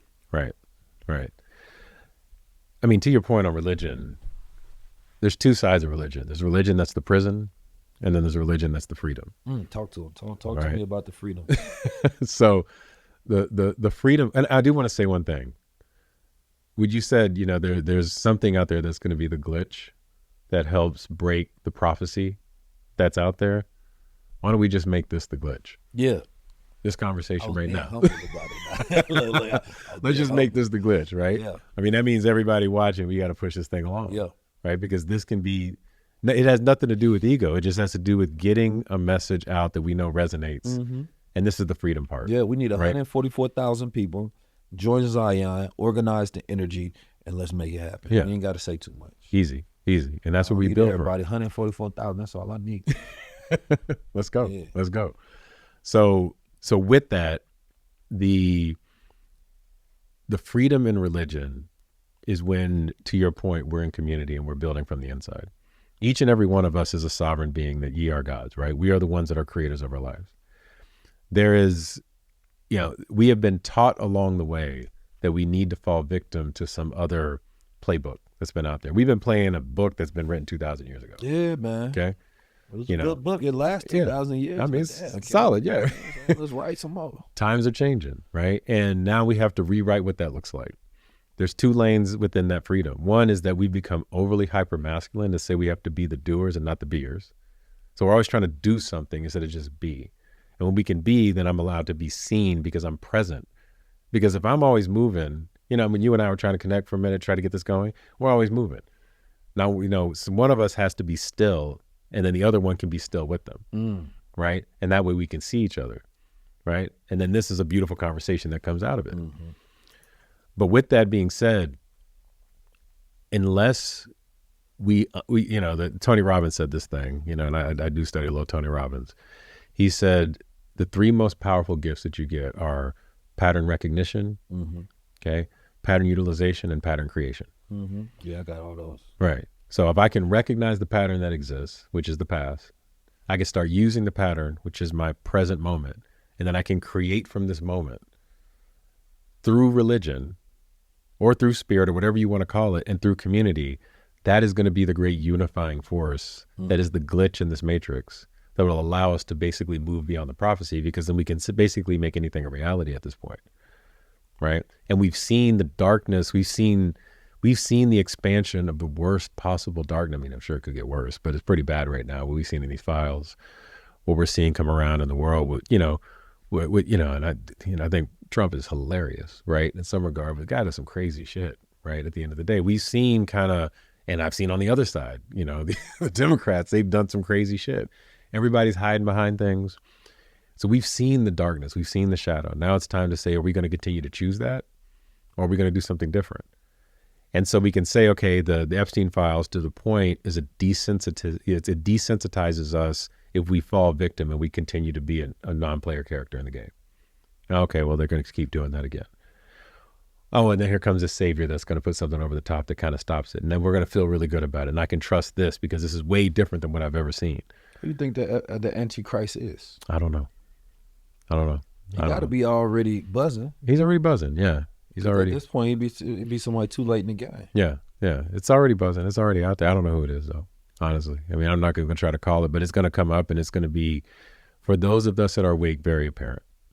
And for those that are asleep, they're going to be so trusting into it that prophecy, the end of times, all this other stuff that somebody wants to come to life, everybody will chase after it. And to your point, consensus creates reality, right? So now billions of people are seeing it this way. All of a sudden our, sympathetic nervous system is calmed down, right? Because we're not freaking out. We're not in fight flight because, there's this thing that's out there. And all of a sudden everybody gets a check, they'll get into your wallet. Now you're being, monitored, right? You're now in this like social governance contract that's that's going on, but you start to feel calm. And it's no accident that where we're going right now, AI is taking everybody's jobs. Right. I mean, I've got a marketing agency, and people in my agency are freaking out because it's moving faster than they can move. Right. And I'm pushing the agenda to move it faster, but I'm also saying, hey guys, you can do this another way. We don't have to lose our jobs. We can just become more evolved. But if I get stuck in my old patterns of the past, thinking that that's the only way, which is what we're doing in humanity, thinking that that's the only way, then we're going to continue to be lost. Yeah. Well, I think, I started putting together a program. It's called the Cognitive Wealth Key. Yeah. And it teaches people how to live in accordance to the way their mind works. Right. So which is why I was talking about earlier about, us having a nation of workers versus us needing a nation of thinkers. Right. Because school destroyed our ability to know how our mind works, because we were trying to force ourselves to fit inside one domain, one box. Right. And it only really rewarded 2 to 3 cognitive types, right? And so the rest of your gifts kind of get shunned. So you being a pattern recognition specialist, right? And you're seeing things for what they are and saying, man, things could be better, right? And that is not rewarded. That is seen as disobedience. Right. So therefore you don't get passed along, right? And those who do get pushed up are those who are easily or more compliant. And so unfortunately, even a lot of people today that have a lot of the degrees and the master degrees and the boule of society, a lot of them were the compliant ones that they exactly needed. 100%. Right? Those who are the disruptors and said that, I don't like the system. I'd rather create my own system. Right? Those who are the architects, those are the ones, right, that are seen as rebellious. But those also become the entrepreneurs. Right? And so I think that people today have to take a look at themselves in the way that they think, in the way that their mind works. Because a lot of people are just broke, not because they're broken, right? But because they don't know how their mind works and how to build a life aligned with that. I built a life based on me understanding my cognitive type, right? Understanding the way that I communicate, how I can hold multi-domain, how I can, have pattern recognition, and how I'm a strategist, and I've utilized those gifts to build a platform around it. 100%. Right? And most people don't understand that, right? If you did, then wealth starts to flow towards you because you live in a manner of doing things you want to do. So I got this wrestle with discipline. Not that I'm talking about discipline in the moral sense, because I think a lot of people apply morality when we start talking discipline. Right. But discipline in the sense that your mind wants to do certain things, or let's say your brain rather. If you're doing things you don't want to do, you have to burn more calories, right? Brain calories, mental calories. Your brain says, damn, I don't want to do it, but you can force yourself to do things. So the whole time there's friction and resistance. When you're doing things you want to do, you're in flow. Right? All of a sudden your brain says, I want to do this. This is rewarding. We can do this for hours and hours. Let's keep going. Matter of fact, we can build a whole life out of this. I want to do this. Let's go. So it's similar to small talk, because I think small talk is for short form slavery. People forcing you to do something in the moment you don't want to do. And your brain is saying that you have to disconnect from who you are in this moment to talk about things that have to do nothing with your identity. So in that short interaction, there's this friction because you can't create synchrony talking about meaningless things. You can only do that in deep conversation. Right? Because your brain is able to search patterns, you're learning, it's novel, you're stimulated, right? And you're synchronizing with the person that you're connected with. So that's very important, but that's the same thing with life. Right? We know so many people that have degrees, but their life is disconnected from their education and they're not even able to use it. Now we see them coming online in social media, using what they learned, right, to then communicate it in a manner that allows them to start building wealth. Because I've seen people start to become wealthy, not doing what their degree says they do, but talking about what they learn, right, which gives people insight for someone who is an expert, then you realize that your value is not what you know, it's your ability to communicate it. It's the way that you put out the content, it's your creativity, right? And so it's an interesting thing that people now forming where AI, yes, is taking jobs, but it's creating jobs. Freedom. And we see AI is hiring humans now where it's giving jobs. Right. So multiple things are always true. Right. And the problem with society today, and you can give me your thoughts on this, it's hard for us to hold multiple truths, right? Like I'm a person that can hold a lot of nuance. Any subject I study, I'm going to study it in many ways. I might study astronomy, the history, the mathematics of it, the spirituality, the metaphysics. So when I talk about it, it's going to always seem like, boy, you're going all over the place. But that's the way I study it. I find patterns all across different domains, but I can hold that. Most people can hold maybe one or two, right? It's very rare if you can hold like 10, right? Because it requires so much mental energy, right? But in today's age, that's what's necessary, like embrace your gifts. Yeah. Now, it also goes into nuance. Simple hero, simple villain, right? That means that we need everything to be good or bad. Right. You know what I mean? And that's just not reality. Reality, most of the time, is all nuance. There's shades of gray in between the black and white. Right. But what works on social media, it's saying black and white. Right. Right. Because nobody wants to hear the nuance. Nobody wants to hear. We want to be right, and then y'all are wrong. Right. So how do we then communicate to a people where even somebody might just look at dark as bad and light as good, and there's no nuance in society? How do we communicate to people to where they get it?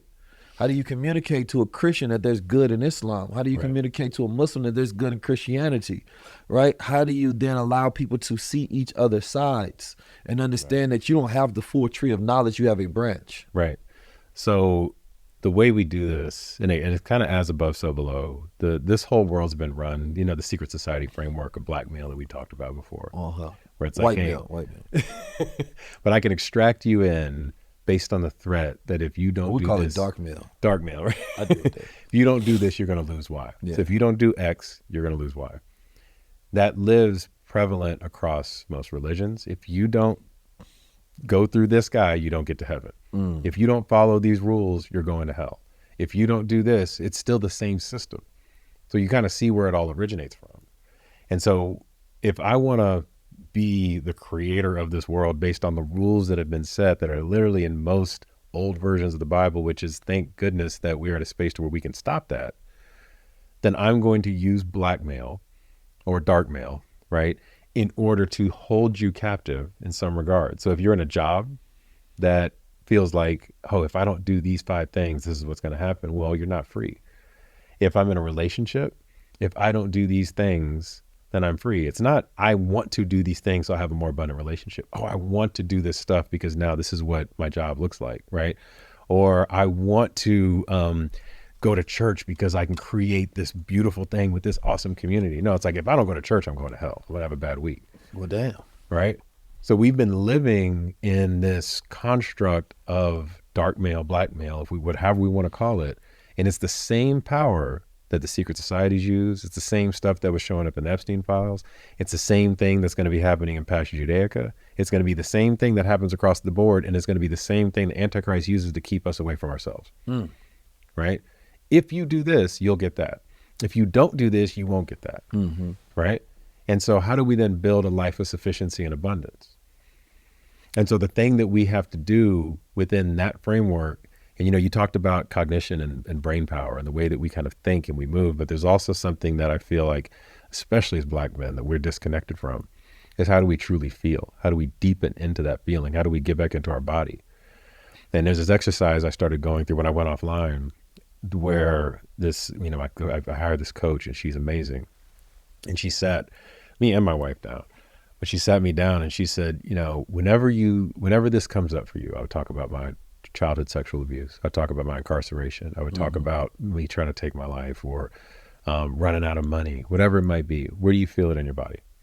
Because the body keeps score. So I'd be like, oh, well, I feel it here. I don't know what that means. She said, don't even try to describe it. Don't try to think about it. Just go there and sit with it. Sit and stay. And the longer that I would sit and stay in my body, the more that pain or that trauma or whatever would just start to unravel because it knew it was safe.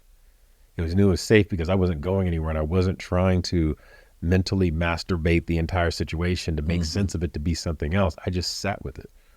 I sat in my throat when, I started talking about my, childhood sexual abuse, and I'm like, okay, I don't want to talk about this. And I would go there and I would sit there and it's like, okay, the little boy inside of me that was never heard, that needed a voice, can actually speak now. And it made my voice stronger. So for each of us, it's not only the cognition of what we do with our minds and being able to create clear thoughts and coherent thoughts, but we can't get there if our body is constantly reacting because it's going to throw us out of balance. Right? And the black male or the dark male side of it is, if I can say, if you don't watch this news, you're not going to be safe. If you don't go to this thing, if you don't go to this school, if you don't do this or that, it's created a somatic response in our bodies, especially in the black and brown community, right? Because, if you don't do these things that white world says you should do, you're not going to be successful. Right? And so for every one of us, for every black man sitting and listening to this, I don't care who you, what color you are, but especially you, feel that in your body. Feel that if I have a threat that says, if I can't, then this won't be. If you don't do this, that this won't be. You are now falling back into the system. That's the same Epstein system. It's the same system of governance that created all of the fear and disgust and trauma in this world. And you can go and you can unknot that yourself. That's where we as humanity start to evolve. Because we no longer have you can have the most brilliant mind and the most disconnected body, right? And so if I can't get here and here, then I'm not spiritual. I'm just a really fucking smart guy. But if I can connect this together and now my body is aligned with the way that I'm thinking, then my frequency is true, my frequency is pure, I'm speaking from the same place. Now I'm connected. I'm connected with myself and I'm connected with everybody outside of me, and what I speak becomes truth. And that's how we as men, that's how we as women, that's how we as humanity, I can't speak for women because I'm not one, but that's how we save the world. That is going to be the second coming. That's going to be the resurrection. And it can happen whenever we choose it. And we can go through this BS prophetic stuff that everybody says, and we can go down that path, or we can make a decision like right now to stop it. Yeah, I don't think it's bullshit prophetic, but I might have, been harsh in it, but it's just about having new integrative worldviews. Because as religion, or if religion loses its authority, right, and people lose the stories, right, then something new has to be formed. Yeah. Because we are always focusing on what do we destroy. But the question becomes, what do we build in this absence? Because when you destroy systems, you create chaos in this absence. Right. So there has to be new order. Yeah. That's why my messaging today is all about what we building. In the sequence of anything that I talk about, I have to then speak on what I'm building in that same breath, right? And so the cognitive wealth key, the million mind mentorship we want to do, to where we really teaching these young men how to develop it, right? And therefore we can save the youth and free the youth, right, in a very real way. Because without that, like with loss of our past, and this is what media is so important, right? Which is why I focus on media, and I think it's very extremely important. We see Larry Ellison, right? He just bought up everything. Yeah. You understand me? Like, he owned TikTok. He just bought with Warner. He just got Paramount, rather. He got it all. Crazy. You feel me? He owns everything. Because it wasn't like that 10 years ago. But exactly. He bought part of Twitter with Elon. When Elon hit him up with the famous tweet, "You need $1 billion," he was like, "Man, I need 2." And he like, "Bet." Yeah. Right? We don't even question where money comes from, where it's going, the reason why. And it's like, if we were to talk about distractions, we see that this vast monopoly has then formed. And what really is that? That is a control of reality. Yeah. Right? He's like Thanos collecting the reality stone. Yeah. If I can control the reality, then what I can do is I can position narratives inside of all of the content that surrounds you. Right? Because look, I co-own Twitter, TikTok, Paramount, HBO, all of these shows. Yeah. Right? And so we don't realize how dangerous that is for our digital environment and for our consciousness. Yeah. If you don't, you have to think, if I bought all of these stations. I bought TikTok, Twitter, all of them. What you think I'm gonna bed in that? Yeah. You gonna get that God bodyism in every single thing. Mm-hmm. All right. Now, funny enough, you might have some people, like, let's say if somebody from Saudi Arabia bought that, some prince bought it all. Oh no, you can't have the Muslims buying that. Yeah. You know what I mean? They gonna be embedded to this woke stuff. But then y'all don't question this white man at all. Right. You don't know what his beliefs are, what his background is. Right. Right? You don't care that the people that control your reality and where your children are going to grow up in the narratives that they see, and that 80% of the films written on Netflix are written by a white man. Yeah. Yeah. You don't care that? Or they might even be 90%. Right? But there was a recent published study about it, you know, and when we think about that, it's like most of what we grew up on, the way we see ourselves, was not written by us. Mm-hmm. This is why the movie Sinners was important to us, because it was us writing ourselves as we see ourselves. Right? And we have been stuck with this false image. They've been falsifying our image, which controls our attitude, our disposition towards self and or others. Right. And in order to rise out of this mud, you need a great image of yourself. Mm-hmm. Even if Christians grew up with a great image of a black Jesus, I think it would have been better for them. Yeah. You know, but, you know, Biggie Smalls is the first one who got the Jesus piece and popularized this white Jesus, right, inside these chains. But those chains was a representation of this colonial mindset that he had and everybody else that followed him. Because as a black man, to put, you know, Caesar Borgia on your skin and that to be your Lord and Savior, what does that mean about those who look like you? So nobody who looks like you looks like your Savior. Right. And then we say color don't matter, yet we make them white. And I always say that black people are the only people who really believe that, because we the only one who had the white Jesus that didn't look like us. Yeah. White people, if the color didn't matter, then they would have made him brown skin. You know what I'm saying? They would have made him based on the depiction and the description. And so, not that we get caught up in what I do think is a lower caste system of consciousness, which is racial description, but it is important to note even racial differences.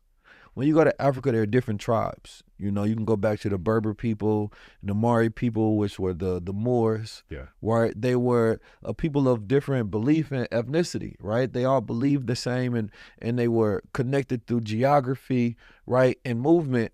And there was this term called Amazinga, which means Amazing, mean free people, right? And I think that I love that term because if there's an ultimate term that connects us all, it should be free. Right? Are we a free people? You could be black, you could be Native American, you can be Israelite, you could be Jewish, right? You could be Negro, you could be a real nigga, all you want to. Yeah. You know, and whatever other term we go by, but are we free? Right? Is there a national organization of free people? Right? Free economic control, right? And we're talking about the forming of organization to where when we connect with each other, we have something that we agree upon. Right. And that is where the disconnect is currently, because to them, more superseded the term of African, even though African came as a Roman term later. Yeah. And even if we talking about Africa, these were people of tribes. That's why you tell somebody you Nigerian, they're gonna be like, you Igbo? You know what I'm saying? Yeah. They want to know what tribe, what people, because that's a new term. All these new terms to describe God's people are disconnecting us. All this language, all this information is disconnecting us. Then we don't honor each other's differences. Right. That's the fun part. That's the beauty. Yeah, like, exactly. I'm glad the Dogon people had special cosmic knowledge. Yeah. Right, to where they could chart the stars and the Sirius star systems. And they have their own religious texts and own creation story. And we actually, if we're being honest, we have no reason to not believe them. They were pretty spot on. I mean, they were pretty spot on. Yeah. If the only reason we don't believe them is because it doesn't align with our creation story. Right. Right? But we also don't know how they were able to do what they've done. Right. At all. Right. Right. And so if they say, hey, these celestial beings came and taught us this, they ain't teach you all that. Yeah. But okay, well then who taught us? Right. If this is our description and our explanation of it, how can you deny it when you have no proof that we're wrong? And our proof is that we know what you don't know. Right. Right. And so that's when you get back to original people on this planet Earth. And we get back to the original consciousness on this planet Earth. Right. We have to be Code cognition is necessary because we have to plan ahead, but we have to be a people that are present. Right. Right. And I think ultimately, as we've been having this conversation about darkness and light, I think that I don't want people to walk away from this conversation not feeling light. Right. I want them to feel like they have the keys to build their own kingdom. Well, let's go there. That in the midst of all of this darkness, right, if they become the light in the way that they live, then we win. Yeah. So tell us the keys to the light. Let's go. All right. So we're going to go between wealth and riches. Mm-hmm. Okay. Riches are evil. All right. Wealth. Riches are evil. Riches are evil. Wealth is divinity. Wealth is of God. Explain this. All right. If I have to store riches are I'm storing money. Mm. I'm storing people. I'm storing energy. That's evil because I'm trying to keep it all for myself. Well, can you define evil? Evil to me would be there's not flow. There's a gap and a point to where I disallow the energy to move. So if there's constant cosmic flow, that's always happening. And I'm always able to give as much as I'm able to receive, right? And I'm in balance. Evil is when they talk about sin, missing the mark, right? Evil is when I miss the mark. Evil is when I am not actually in my body, when I'm not integrated, right? And this isn't a bad thing per se. It's just a test and feedback for me to become more balanced. Well, by definition, evil is bad.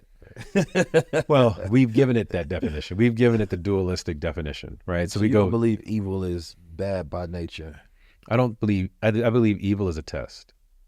It's just a test to get back to your sovereignty, to get back to your stillness. You go to the Hermetic laws, right? And you say, okay, well, there's mentalism, right? Everything is all of mine. So you have to be evil to be good? You have to know evil to know good, right? But do you have to be? I think you'd have to have approached it at some point. Being means that I'm it. Mm-hmm. So I can't be it and it. I can't be good and bad at the same point, right? I could choose one. I have to know it and then choose the opposite. I have to see it and say, okay, from my witnessing, now I get back into this space. But I can't sit there and I can't be two things at once because I'm only one thing. Mm-hmm.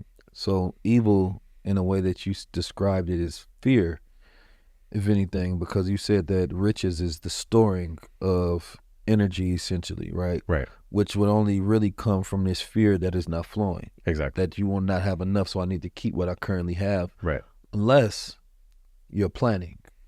And if you're operating with this arrow in time and saying that, well, how can riches be evil when wealth is about storing and maintaining for another generation? But if you always know that you will have it for that generation, then you don't have to store it because it'll be there. You're creating it for that time, right? Do we always know? That's the idea that we live in a world where we feel like we're ignorant of what's to come because of uncertainty? Well, that's the question you have to ask yourself. Are ye gods or are ye not?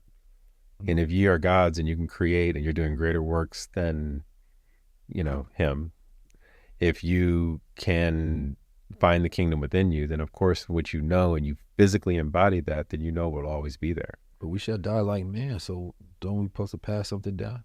Yes, but you pass it down from a knowing that you have now. If I know right now that what I'm going to leave will always be sufficient and more than enough, I can even set it at a number if I choose to.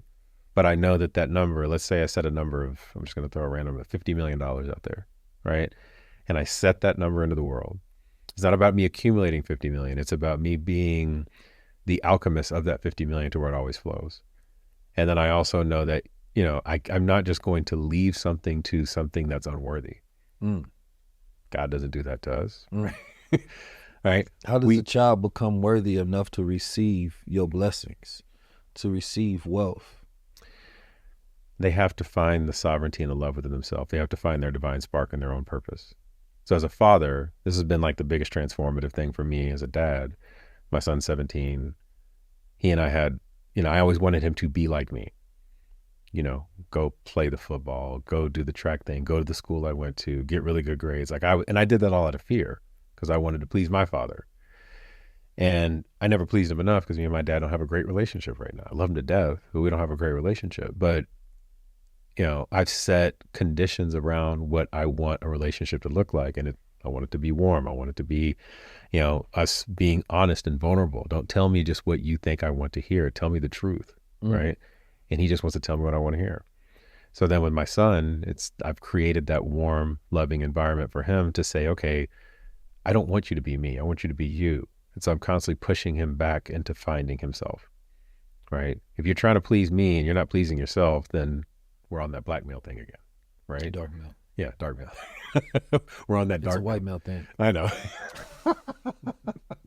We're on that though. We're on that. Like I've created conditionality. It's not unconditional love. So as long as I show him unconditional love, as long as he is able to then find that within himself, that divine spark within himself, he's able to unknot all of the somatic holds that he has in his body. He becomes worthy to receive. He doesn't need whatever I have to flow to him. He's just now, what he's doing is we're co-creating more abundance. So my son, because he becomes so abundantly full, time travels, if we wanted to call it that, to a space to where he knows that there will be more that's coming. And then what does he do? He creates that in me. Now, instead of being 50 million, it becomes 100 million. Instead of being 100 million, it becomes larger. So then it becomes this abundant wealth pool that's constantly flowing because he knows what he's going to catch 10 years down the road. And he's now creating a vibrational match with me so that I'm now also creating that. So he basically has to get, so I think that a son, if we're speaking on sons specifically, your father's like a mountain. And you have to be on the journey climbing that mountain till you get to the peak. And the peak means that you have gotten to the point where you are equal to your father. And then you get to a point where you plant the flag on that mountain.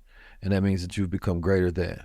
Right. So that I would then say, if I'm listening to you, that when a son becomes worthy of receiving inheritance, he, number one, has to be on the journey of becoming as great as you are, right? And then ultimately evolving, because the true wealth is then raising one that becomes better than you. Exactly. That's leaving the world better than you found it. Exactly. He becomes, and he finds, he can recognize in him, like for instance, he becomes more vulnerable than me because he can receive more, right?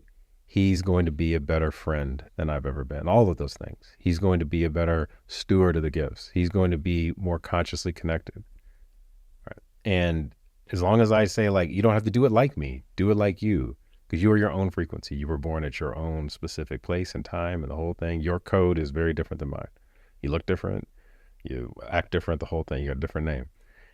But as long as you find your purpose in your frequency and you hold that with full sovereignty, without question, without hesitation, and you just continue to move with what I call silent action, and I can go deeper into that, but you move with silent action without looking at the senses to describe anything, you become worthy to receive. And it's not about me giving you anything. It's about that you have already created this massive container to hold it, and you have actually held me accountable to doing the work so that I can hand it to you. So basically your child becoming a steward, a good steward. Yes. Right, to where I feel that you will be a good steward of this wealth. If we look at, you have practiced stoicism? A little bit. So Marcus Aurelius is said and quoted to be a good leader because he did not indulge in the trappings of power. Right. Right, that he had a level of control and discipline that it was unheard of for emperors at that time because he didn't need to. Right. Right, he ruled he went to war for 19 years. But he passed it down to a piece of shit son. You understand me? And it's the opposite of all of these writings that he had. Was like, well, why then would you pass down the power of somebody who was opposite of you? Right. There was no stoicism in his son. Right. You understand me? He knew this before. He knew that his son was this depraved, perverted fool that would then get in power. Right. And so I think it was very interesting to just say that just because somebody is of your blood doesn't mean that they're worthy. Right, of your gifts and the rewards of life, right? That you can be passing something down to a child that becomes destructive to the world. So I think that it is important to make sure that they are worthy of that which they will receive. Right. And I just wanted to kind of set that precedence, as you say, what is evil, right? Because it could be evil to pass down wealth to a child that would then have resources to do bad or do wrong in the world. Yes. And one thing I will say about what you said there around the reason that I started to get into Stoicism, and I'm going to answer the thing that you go to what you said there, and I got away from it because I recognized that it was a way for me to contain something that I didn't want to deal with. Okay. So if I think about Marcus Aurelius, and he was going to pass down all of this to his son, and I was doing this for a long time. I was like, I'm just going to contain my spirituality. I'm going to contain my thing. I'm just going to kind of disconnect from my son, my parents, and everybody else. And I'm going to hold this for myself. And then what happens is that all of those little young versions of those people, which was always a part of me, come knocking on the door. And eventually you are forced to now deal with the thing you've ignored. Right? So with Stoicism, oftentimes, and I'm going to say not always the case, it's what I found is that I would limit myself from being able to feel certain things that were now showing up in these little, I could call it my son. I used to call him a little demon every now and then because he was showing up a specific way that I was not dealing with it in myself. And I hid it away and I was like, I just don't want to bother with it. So then I just start creating this kind of like unworthiness container that eventually I'm going to have to deal with. Eventually I'm going to die and I might have to give this to him. So now for me, how do I deal with it in myself? How do I find that little boy, 9-year-old version of me that is now showing up as my kid, that if I don't heal him, I'm going to have to deal with it one day, and I'm going to empower him. You make me think about wealth. It's such a selfish thing in a sense that, and it's such a dangerous thing. It is. We talk about generational wealth, but it's like, if you have all this abundance of wealth, right, and let's say you got 50 million to pass down, do you pass it down just because that's your son, right? Or your daughter? Or is there a better cause in which your money can flow? Yes. And which one makes you a good person? Because you feel like you're a good person because you're passing it down to family. So if that's what matters, creating this institution of power, right, over time, irregardless of the morality, right, of the family in which you're creating. And if you lack it within yourself, then of course you're going to produce that within your offspring. Right. Or do you say, man, I can get this 50 to my child, but there's this other movement over here that I think actually be more beneficial to humanity. I know they probably don't have a father to pass them down anything, but they will be a better steward. That's right. Yes. And I think at the ultimate level of humanity is that you're not trying to just find family members to pass it down unless there's one worthy, right, but you're finding a worthy cause, right? A worthy institution, a worthy movement, right? Somewhere where your actual money can do good. Yeah, 100%. That makes more sense to me because I have my son. I do pretty well. My son doesn't live with me. He lives with his mother. And there was a point in time where I gave him the option to live with me, and he wanted to go back, and because I had some rules and some structure around like, hey, this is just stuff we don't do in this house.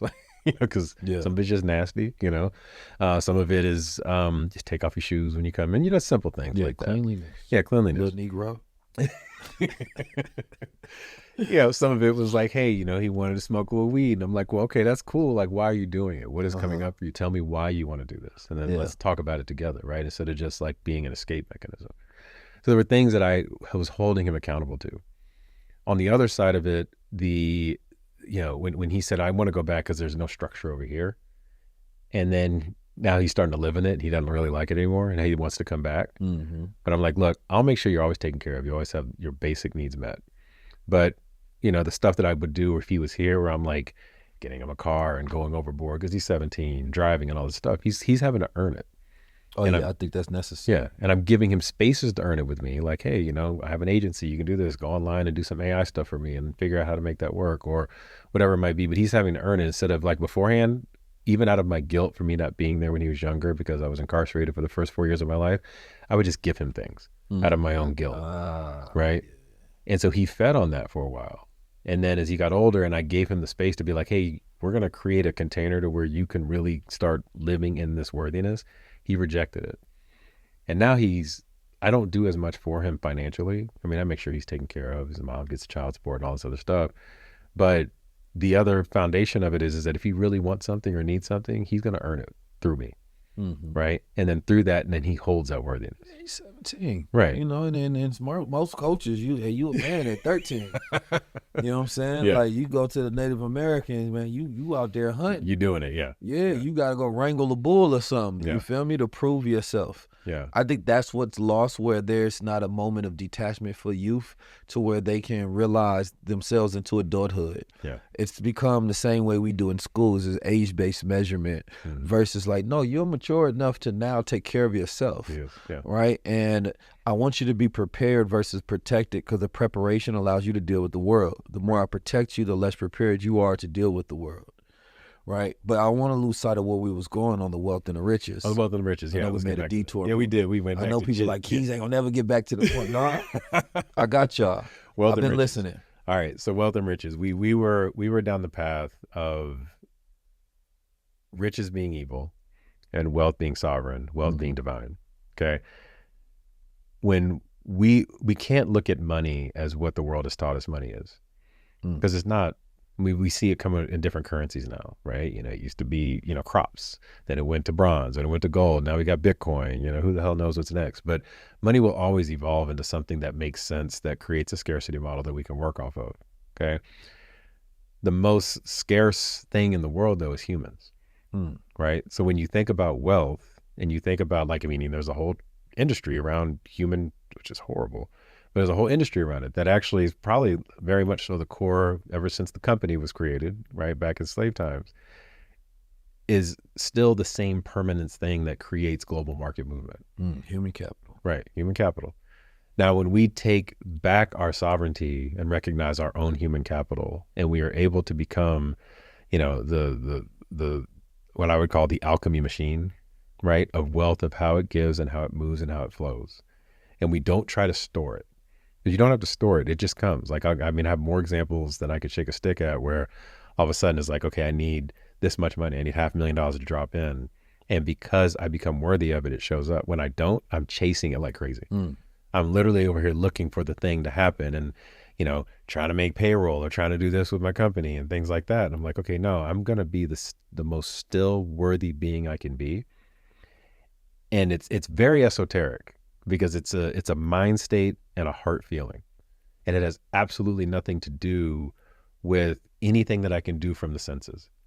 But what ends up happening is I start moving through my senses, and I become a better integrator, a better operator. I know how to operate on a sales call. I know what the thing to ask for. I know how to be bold in this position. I mean, you and I have been on those conversations before. I know what to call on at any given time, and it just shows up. So you speak it and it becomes life. And that's true wealth. And so it's not about what comes tomorrow at all, right? It's about being able to set the intention today and be accountable to it. Maybe you got to fire some people. Maybe you have to hold, you know, like, you know, I have a really amazing, you know, head of my creative team. And we had a crazy accountable conversation because we lost 2 clients on creative.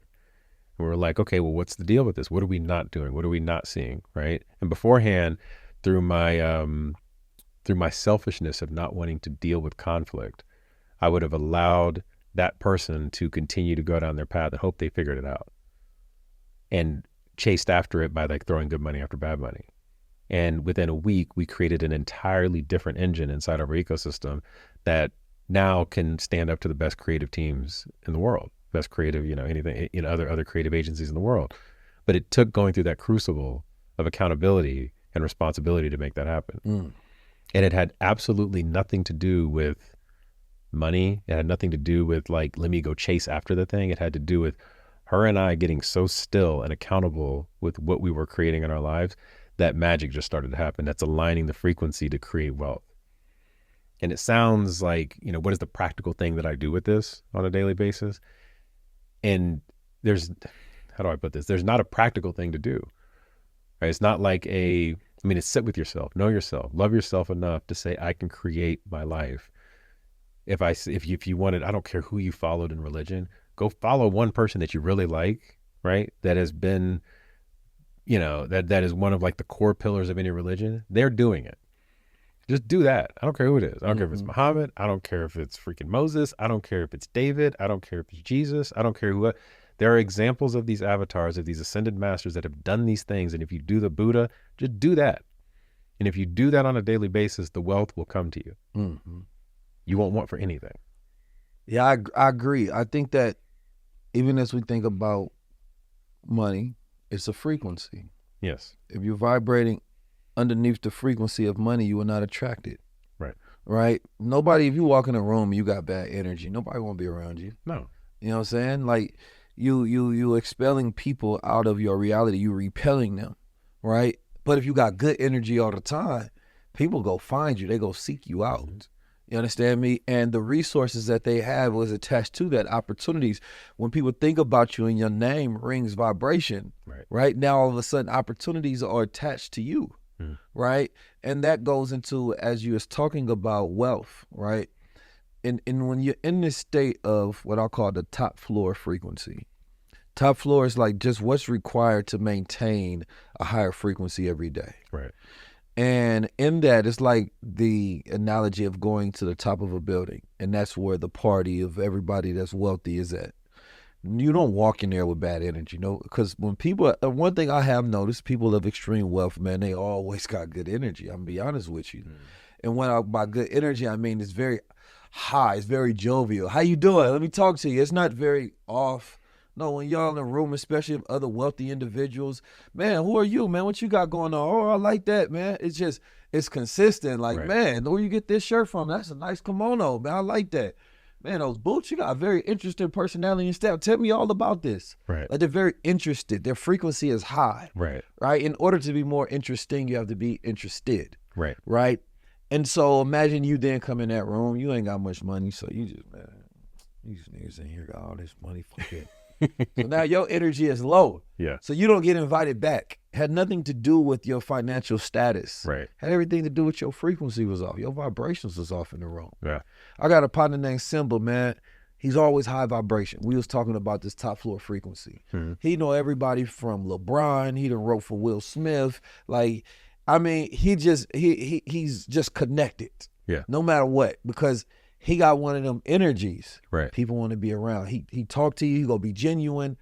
That frequency creates, right, rhythm. It creates flow. It's magnetic, and magnetism, right, attracts because it's a gravity that pulls.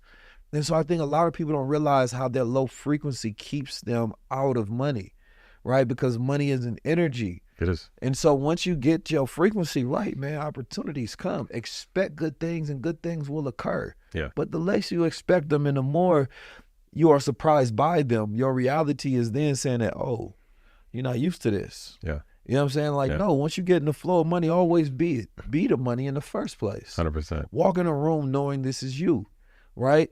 Don't, oh man, things are not getting paid. Well, that is a thought you are ruminating on. Yeah. And rumination is not good, right? It is problem without solution. You're just constantly circulating your thought.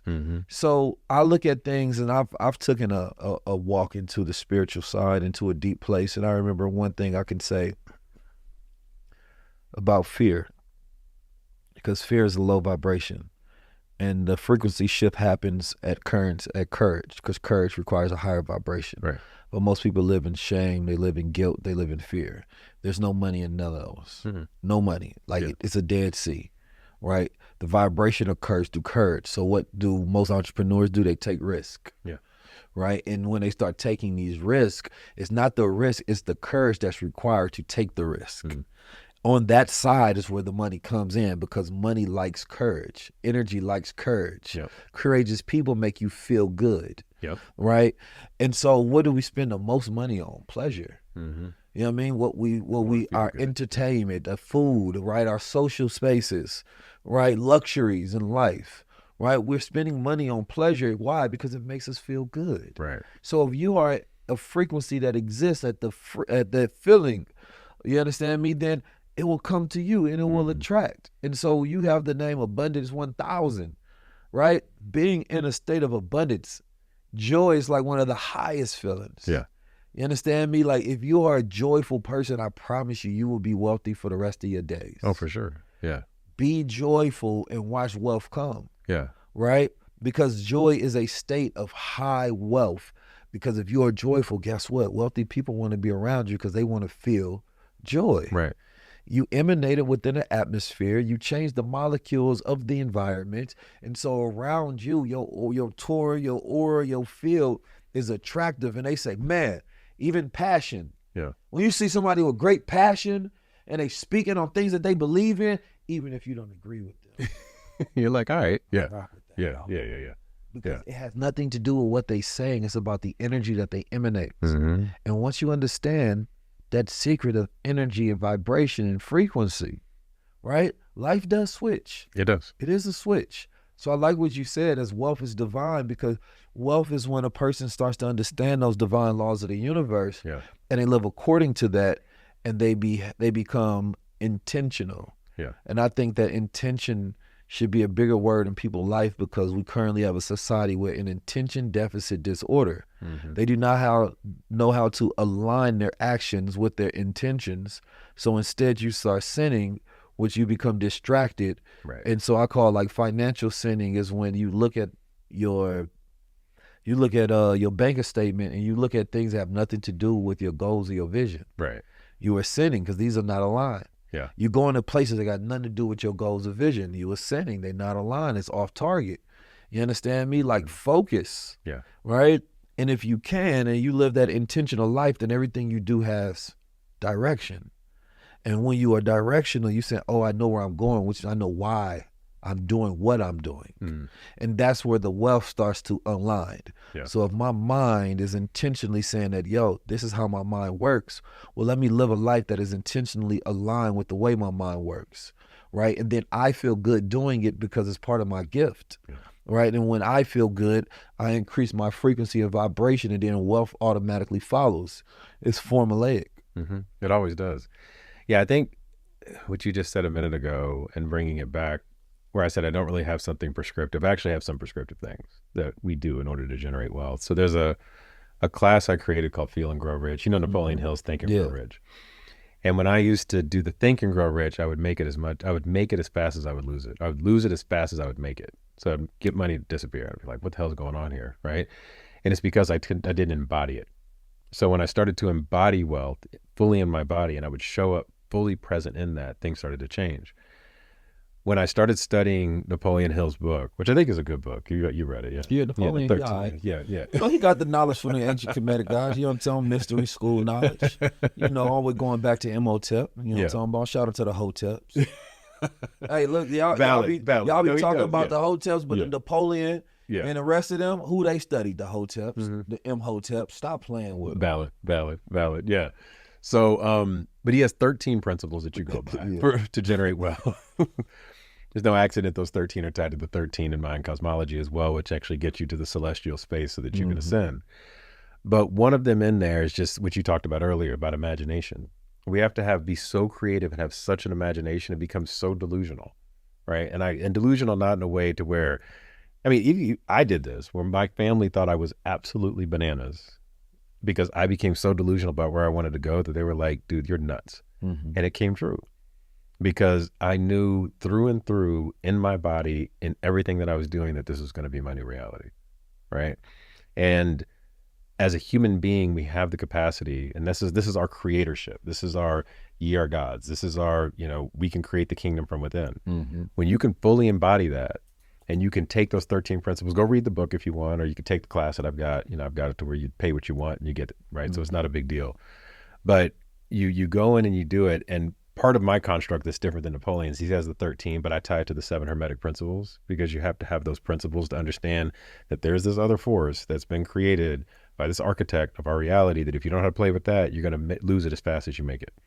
And then if you don't know how to deal with your feelings, that's a whole other thing, because your little inner child will kick your ass over and over again.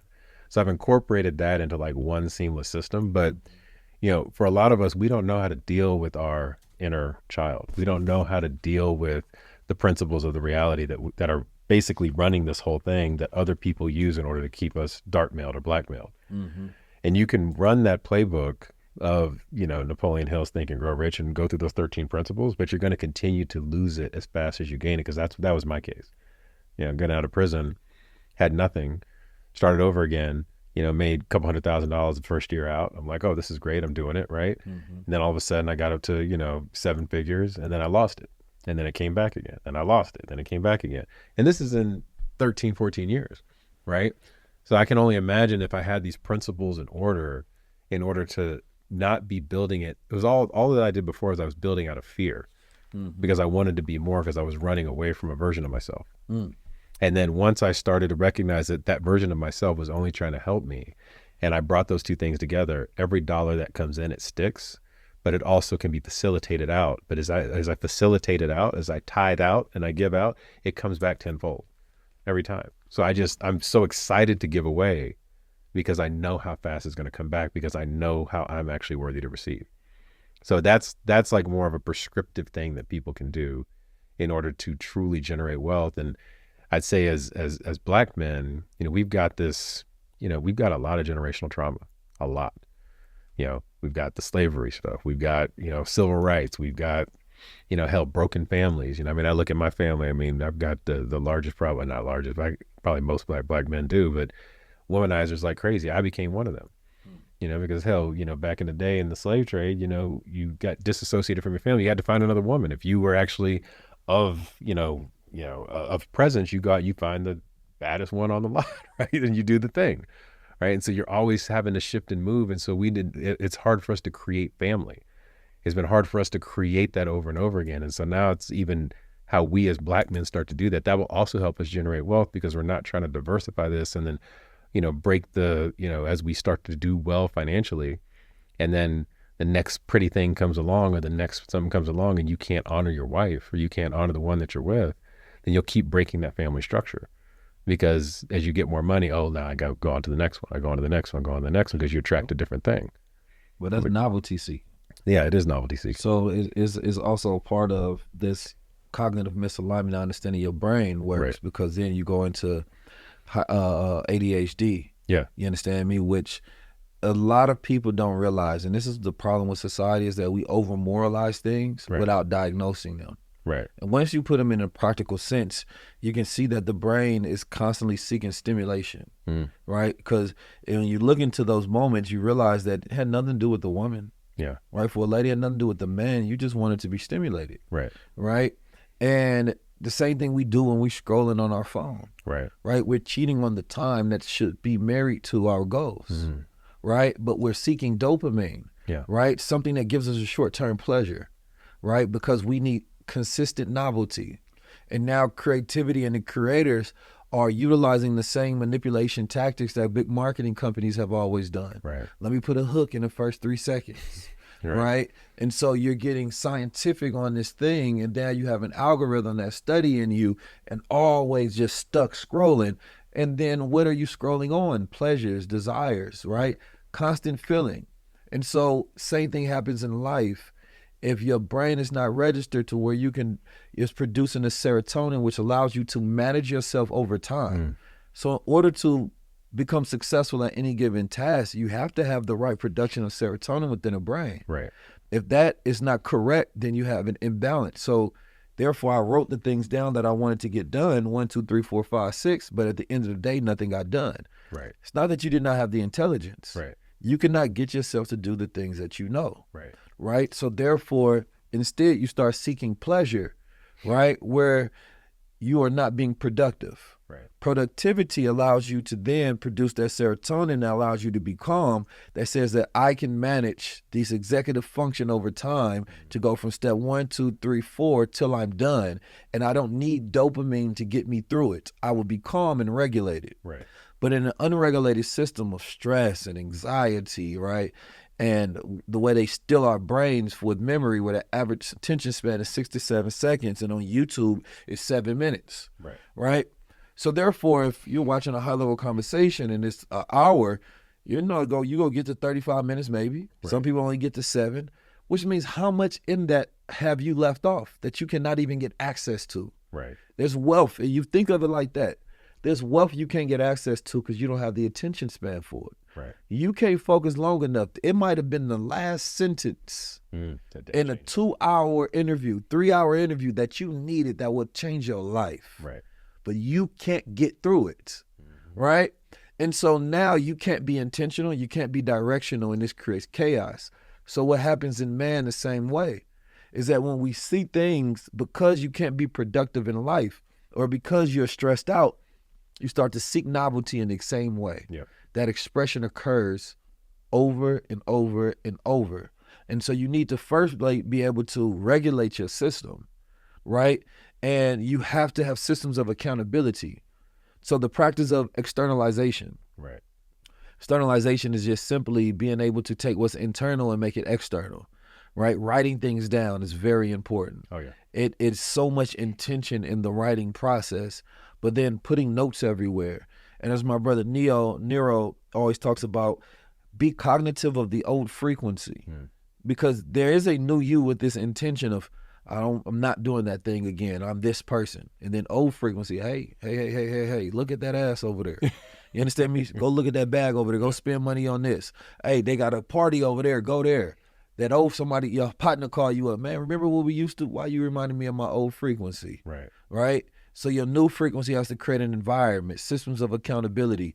This literally allows your mind, right, to start operating within, or your brain rather, to operate within the executive function, right, so that you can start being focused and you can start executing, because when you have the ADHD, you literally can't do it. Right. Has nothing to do with you morally, has nothing to do with your intelligence, your brain function.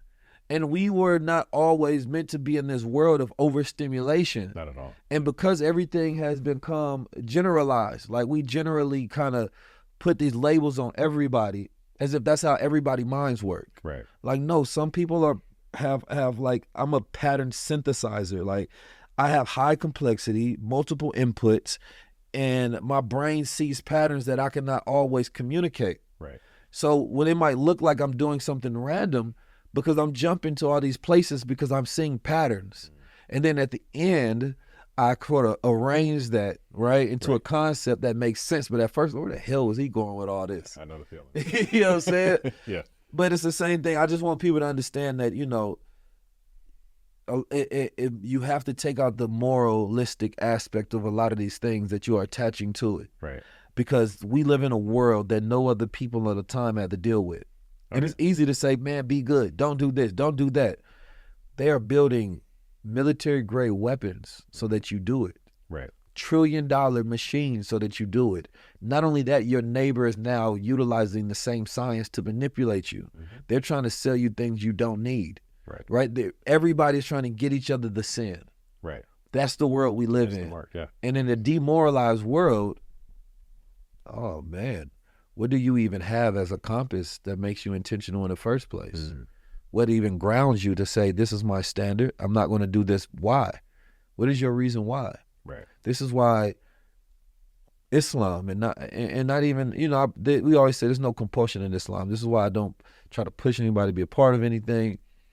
But this is why it's so dangerous to the West, because Islam is anti-capitalism in many ways, right?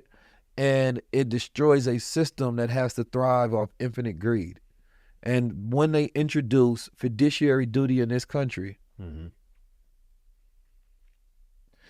they made it impossible for America to be a good country. Because if your business model dictates that you have to put profit over people, right, then it makes you a devil. Because now you're beholden to the stakeholders or the investors. And now when somebody comes around, you're a pharmaceutical company, and say, look, this drug is going to put another $3 billion on our balance sheet, but has side effects of, you know, suicidal ideation. You're going to be pissing when you're burning. You're going to be thinking about the devil. You know, all the little disclaimers at the bottom. We got to push it through, because I got to send it over to the people and say, look, this is going to make us another $3 billion. What y'all say? They going to say yes. So now we got to do it. So now the CEO doesn't even control his company once you start going public. Right. And so capitalism has no end. Right. Is $1 billion enough? $2 billion? $1 trillion? There's no end to it. It's infinite. Yeah. It's a monster. So that's why I want people to understand, if we're living in a society, give yourself grace. Stop and understand yourself. Stop understanding the way your brain works. Ask yourself why. That other person may just be living a life that they're cognitive line with. Right. This other man, he may just, you know, he had his sweetheart since high school, right? And maybe that's just cognitively what aligns with him. Right? Maybe it's not that he's more disciplined than you. Maybe he never wanted anything else. But if you want a lot more, it requires a lot more to calm that beast within. Yeah, 100%. It's interesting you said what you said about Islam, and then you said about America. So in Genesis, where they talk about, the cherubims that they talk about, he said after he drove man out, this was in Genesis 3:24, after he drove the man out, he placed on the east side of the Garden of Eden cherubim and a flaming sword flashing back and forth to guard the way back to the tree of life. So if you go back and you look at the sun that went east and the sun that went west, right? Back from Abraham, sun that went east, right? Oh, Islam. Sun that went west is this all Judaism, right? Which birthed Christianity and everything else, and kind of where we are in this modern era. If you look at even geographically where we are, it's almost, and I'm not saying that any of this is the answer, but it's very interesting that, which you kind of talk about, from an Islam perspective, is this East that potentially is guarding even all the way up to the Temple Mount in Israel right now, which is sitting there where nobody goes. And it's like, this whole thing is being guarded to stop this third kind of temple building, which is supposed to be the beginning of the end for this version of our reality, which would then set this Pax Judaica into system. But all of that is very interesting, though, like correlating wise, that's kind of the case. And it's guarding us from this tree of life, that when we become worthy of it, then all of a sudden life starts to expand. I don't know if that means anything, but it just kind of came to me as you were saying that, related to the construct or, the notion of Islam. Well, what era are we in? If we start talking about going into a new age of time, because that's important. Like, as much as the gods are conscious of the new era, so is the devil. He understands that if it's your time to build, then it's his time to destroy. Right. It's if his time to build, then it's our time to destroy. Right? And the problem sometimes, I believe, that is that sometimes we spend so much time on his world and not enough on our own. Right? We're so enamored by his falling, but not ours rising. Right. And these two things can happen at once. Even he was talking about it earlier, he was talking about just the 7 days of creation. And if we think about time in a sequence of events, moving forward of step 1, 2, 3, 4, 5, that's a limitation, right? Based on language, expression, right? Even our perception of reality and time itself. Right. That creation is happening at the same moment as now still. Because if time is something that exists all at once, if you will, right? Not something that exists in a sequence of events. That's a chronological order that is a Western man concept of time. Right. Right. But if we think of things in a cyclical nature, right, then the beginning is happening at the same time as the end. Yeah. Right. And this is why we have what we consider windows of opportunity. Right. And when you are in the window of time, you ask yourself, what is this time right now about? Now you can ask the question or you can answer it. To be somebody who questions is to be a very wise man. So any space that does not allow you to question only wants to control. Because in the question, you find God. Right. Right? I was always taught to question. You question God. Right. Because if you question God, then he answers. True. But if you do not question God, then you don't get an answer. You don't get an answer, yeah. So man tells you not to question God, but if you have a direct relationship with God, why don't you just ask him?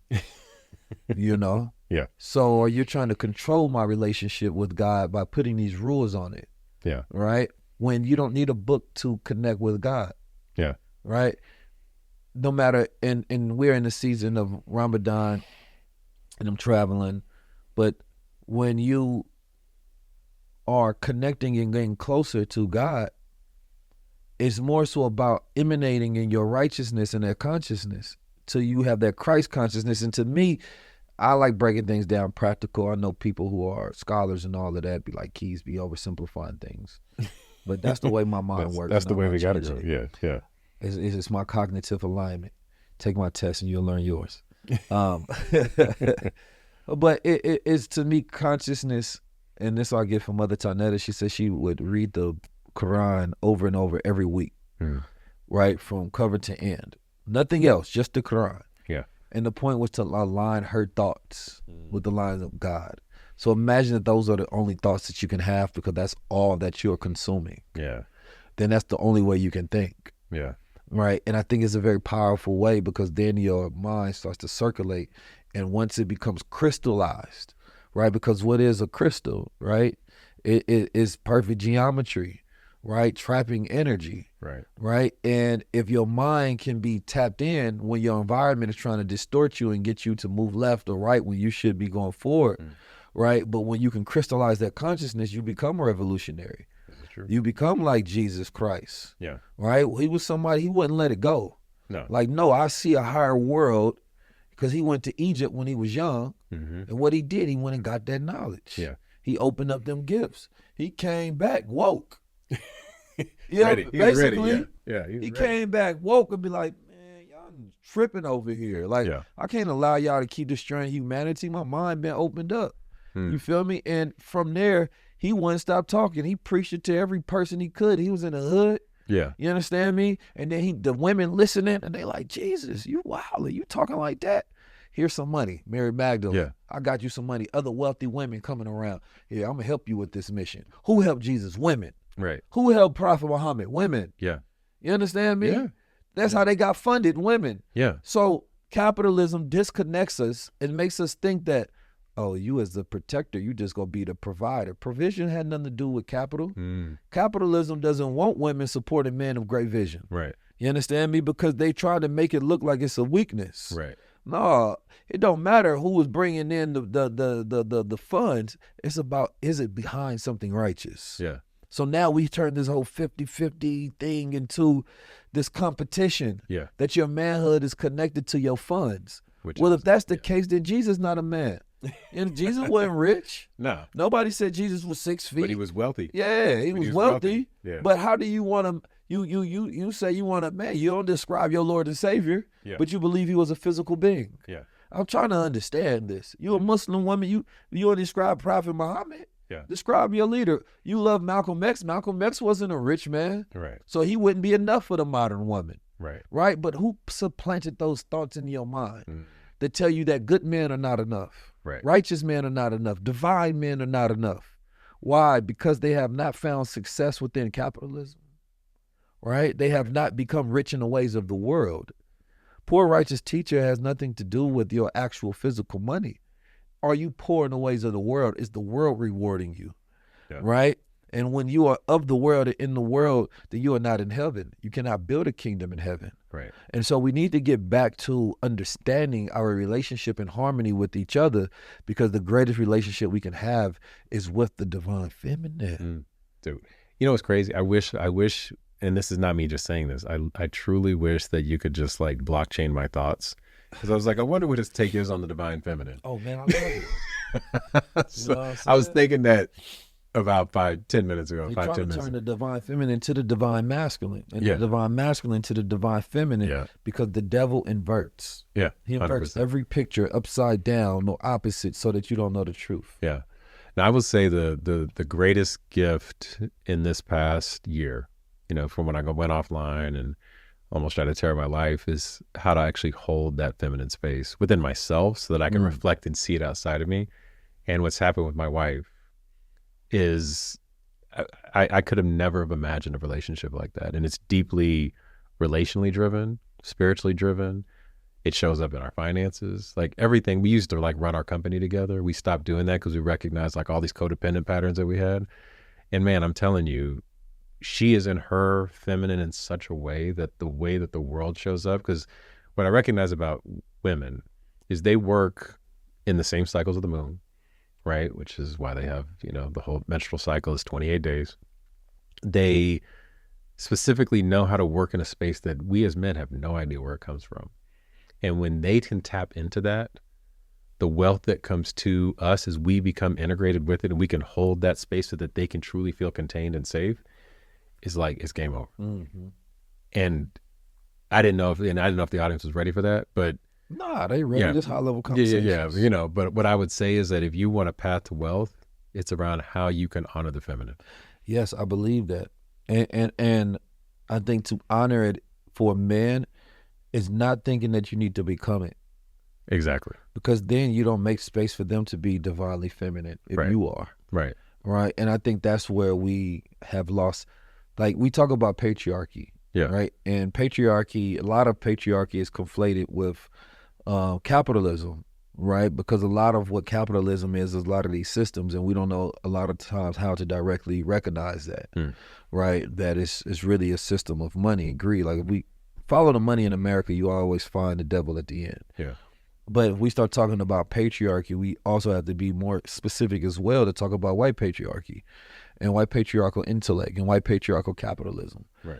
But patriarch gets demonized when we talk about patriarchy. And so then we would say the father is absent, and then a man is demonized for that absence. But when we're saying that, we're saying the patriarch is absent. Yes.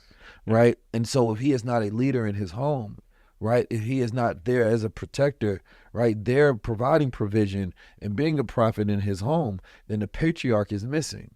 Then we see an imbalance in the world because the young men cannot become patriarchs. Yeah. Right? And so therefore we do not have the narrative in our mind. We do not have the story to really understand things. We have narrative warfare where it takes these words and we don't think about the ramification that comes along with it. If you tell the young man that men are toxic, and when you say toxic masculinity, you're saying being a man is bad. Because you're not talking about or describing healthy masculinity at all, right? And what is more purposeful for a young man is just to give him the clean glass. Tell him what is good. Tell him what a good man is. Tell him what a great man is. Show him a great man, right? But if you are a woman that gets on and practices misogyny and talks bad about men every chance that you get, and you wrap your whole entire life around feminism, and some of this is just disguised hate for men, right? Then you are net negative for the world, right? Because ultimately you should not raise children. Anybody that has a hateful spirit, whether it's towards men or women, shouldn't raise children. You should not be a parent, right? You should stay abstinent so that we don't even get the accident of your offspring, right? So because we need love in between us. We need harmony in between us. And that means that we have to, of course, there's a lot of healing and a lot of learning, and it's a lot of redefining and relearning and unlearning that has to happen so that we can get back into harmonious ways. And if you want to see people that are living like that, study the indigenous people. Yeah. You know, I was watching the show, Will Smith, is called Pole to Pole, and I don't like the name, pause.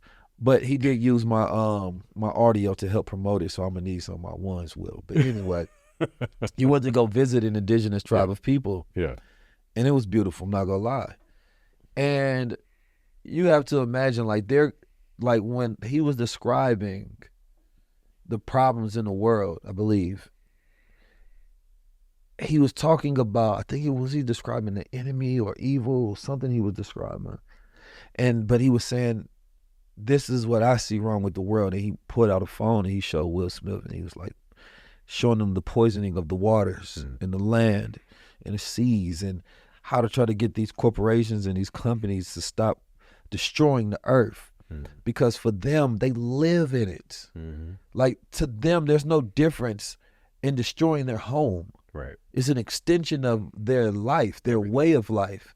And because we've constructed things about ownership, you own this home and you own this land and you can do what you want with it, and we'll cut this down so we can make more money for what? Right? When we're destroying the beauty of the world. Yeah. Right? When I went to Uganda, it's the most beautiful place I've ever been to.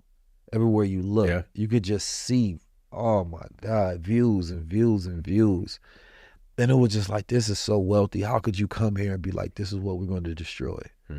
And it makes me think about the developed world, that we're overdeveloped. Right? Like, we become overdeveloped. We develop too much. Yeah. We cut down the most beautiful things in the world to put up ugly buildings. That architecture is ugly. Yeah. Right? It's not even that beautiful architecture. It's not timeless. Right. Yeah. And it's not even, we can easily design things that flow with nature, but we don't even do it. We can create buildings that also utilize nature, right? But we're not doing that. Instead, we cut it down because we need grids of control.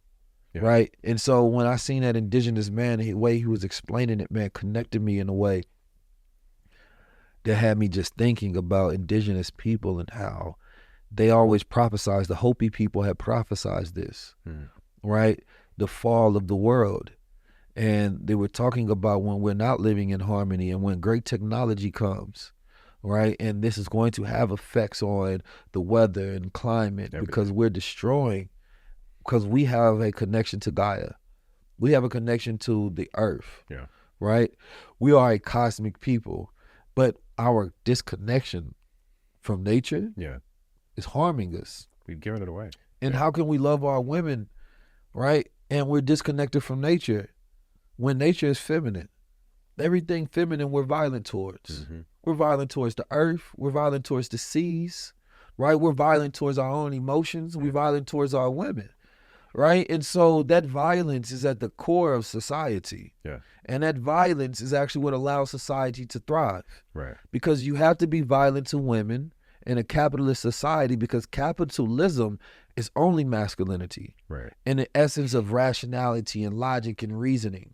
This is why they had to come up with the movement of romanticism. Right. It was a movement to bring in feeling and emotion, right, and these love and things of that nature as a counterbalance to a world that had become so industrial and rational and reasoning. It's like, damn, do y'all even love women anymore? Yeah. Now, of course, this is white people talking to white people, but if you look at times in history, they only consider love in the bedroom. When they can be soft and affectionate, and it shows up in the movies where the king is not affectionate to the queen until they're in the bedroom having a moment. Then after that, they go back to damn near being enemies. Yeah, right. That's not normal. That's not warm. No, that's not right. And so we've been around this for so long, and media has perpetuated this as a normal mindset to have. Right. And we've been mimicking and mirroring that, and so we've become so cold, right? Because we need to be dominant, we need to be conquerors, and we need to be leaders, right? But that also means that we need to be violent to the feminine. Right. And that violence is the destruction of the world, and it shows up. It's showing up, as within, so without. 100%. And look at these files and these, what are they violent towards? Women. Yeah. Women and children. There's no innocence in that. Yeah, it's funny you say that. It's almost like in the younger that they went with the women, the young children, it's like you're stopping the awareness of what humanity should be by oppressing it as that's like a microcosm effect of it. Well, think about that. What happens to a human being? And those things describe babies. Yeah. But think about, and this part gonna be on our Patreon. Yeah. Right. We drop clips of some of this, but this part will be on our Patreon, so speak freely. Yeah. But they talked about peace, family. Are you ready to build outside the matrix to where you have a space of people that are your own tribe, that are highly aligned community of networking resources that you can see on one dashboard? The problem that I've had and many creators have had this whole entire time is I'm tired of dancing for the algorithm, fighting for followers that have already chosen to align with us, right? What happens when you go to different cities and you're trying to connect with people, but there's no single source of truth for that connection, right? There's no way to know who is all within, right, your database, who has which resources. You're trying to call everybody and it's scrambling. There's no organization. There's no streamlined process. I believe in creating digital nations, and those digital nations, although they may start in the cloud, they have real life activation on the ground. Whether we want to create fractional ownership systems to where we buy land and all those who participate get a key to that land and get ownership within it. Whether we want to build businesses or activate free lunch programs for the city and the community. Things like this have been happening for a very long time, but we now have the technology that can streamline the process. On the Zion app, we decided to build on the Zion platform because I wanted to create the high-level nation. But I wanted somewhere the whole world exists at once, right? And the way we set it up is you can get a passport into the world. right? I want the education to be free, and the passport, it just allows you to be able to travel and get access to these resources. Therefore, my resources become yours and yours become mine, and it becomes a space of mutual value and contribution, right? The way we're setting it up now, and I gave a breakdown about this at the last high-level conversation we did on tour, right, is that we're going to have passports and we're going to have visas. We're going to make sure that you are actually someone that is highly aligned, so therefore you get a visa. Once we figure that you're qualified and we can build with you, that's when you're able to be qualified to get you a passport. Now, out here in this city in New York that I'm shooting in right now, there's an interesting case study, right? In the early 1800s, early 1900s, right? Over there at the Gramercy Park, I was trying to walk in, but I couldn't get in. And the guy at the gate told me that this is a private park. I thought it was a public space. I was ready to sit down. Then I read up on it and I realized that it is owned by some of the surrounding businesses and clubs, including even a synagogue. What happened is they have 39 keys. Those who participated in the ownership structure, they get access to it, right? If you don't have participation in that, then you don't get a key. And that is one of the things that we'll be doing in the nation as well. People that want to participate in some of the ventures that we have and want to build, you will be getting keys once you are joining the nation and we process these things. We're voting on what we want to do with our capital, what we want to do as a nation, what we want to do as a community. This is more than social media, right? This is a social nation, right? Right now, people are lonely, they're disconnected, and they don't want to go into the future alone, especially with all this uncertainty. So this is the solution. How do we build outside the matrix? And what's the matrix? It's systems that the machine controls. So outside their control is our alternative systems that we build. And here's the kicker. You can build on your platform as well. If you are somebody that's a leader, somebody that's creator, create your own nation. Because in the future, as everybody is democratizing tools and access to these things, the only thing that really matters is community, right? And then from that community, there's distribution. Right? And in that community, you need to have real connection. So you're focusing on your core base, not trying to find followers, because followers don't even matter, right? Because what are they following you for is what matters. You want supporters. You want people who are highly aligned with the same values and the same mission, the same vision that you are going for, right? So now you get to plant your digital flag, and that gets to become a physical flag. You get to have your core values. You get to have your mission statement, your thesis, your manifesto, right? And then you get to find people who are aligned with what you believe, and you get to build with them. We have a whole entire map system that we're going to be building up. This mapping system is going to allow people, right, that are part of the nation to see who else is a part of the nation all across the planet. So we're planning on going, right, let's say to Iowa. And when I go to Iowa, I want to be able to just click on it. And when I click on it, I can see who's within that network. I can see what resources they have. You're going to see the high-level conversation network, which is all of these people that we've impacted and affected, right? But there's way more tentacles than just that. On social media, all you're really getting is impressions. You're getting analytics about likes, right? But you're not getting impact. I want to know the impact that I'm having on the world, and I'm sure you would too if it was available. The high-level nation is all about being able to track that metric of impact, connections, right? That circulation of that dollar. How big is your actual economy and your footprint? Because you're not an influencer, you're an economy. But nobody put it that way. So therefore, third parties are able to utilize your power because they didn't create tools for you to utilize it yourself, right? So what we're doing is creating those tools that everything exists in-house. We get to control our own world, we get to build our own world, and you get to be a part of that world as well. So you get to join, you get your passport, you get your face there, right? And we're going to be upgrading and think about what type of passport you would design for your community.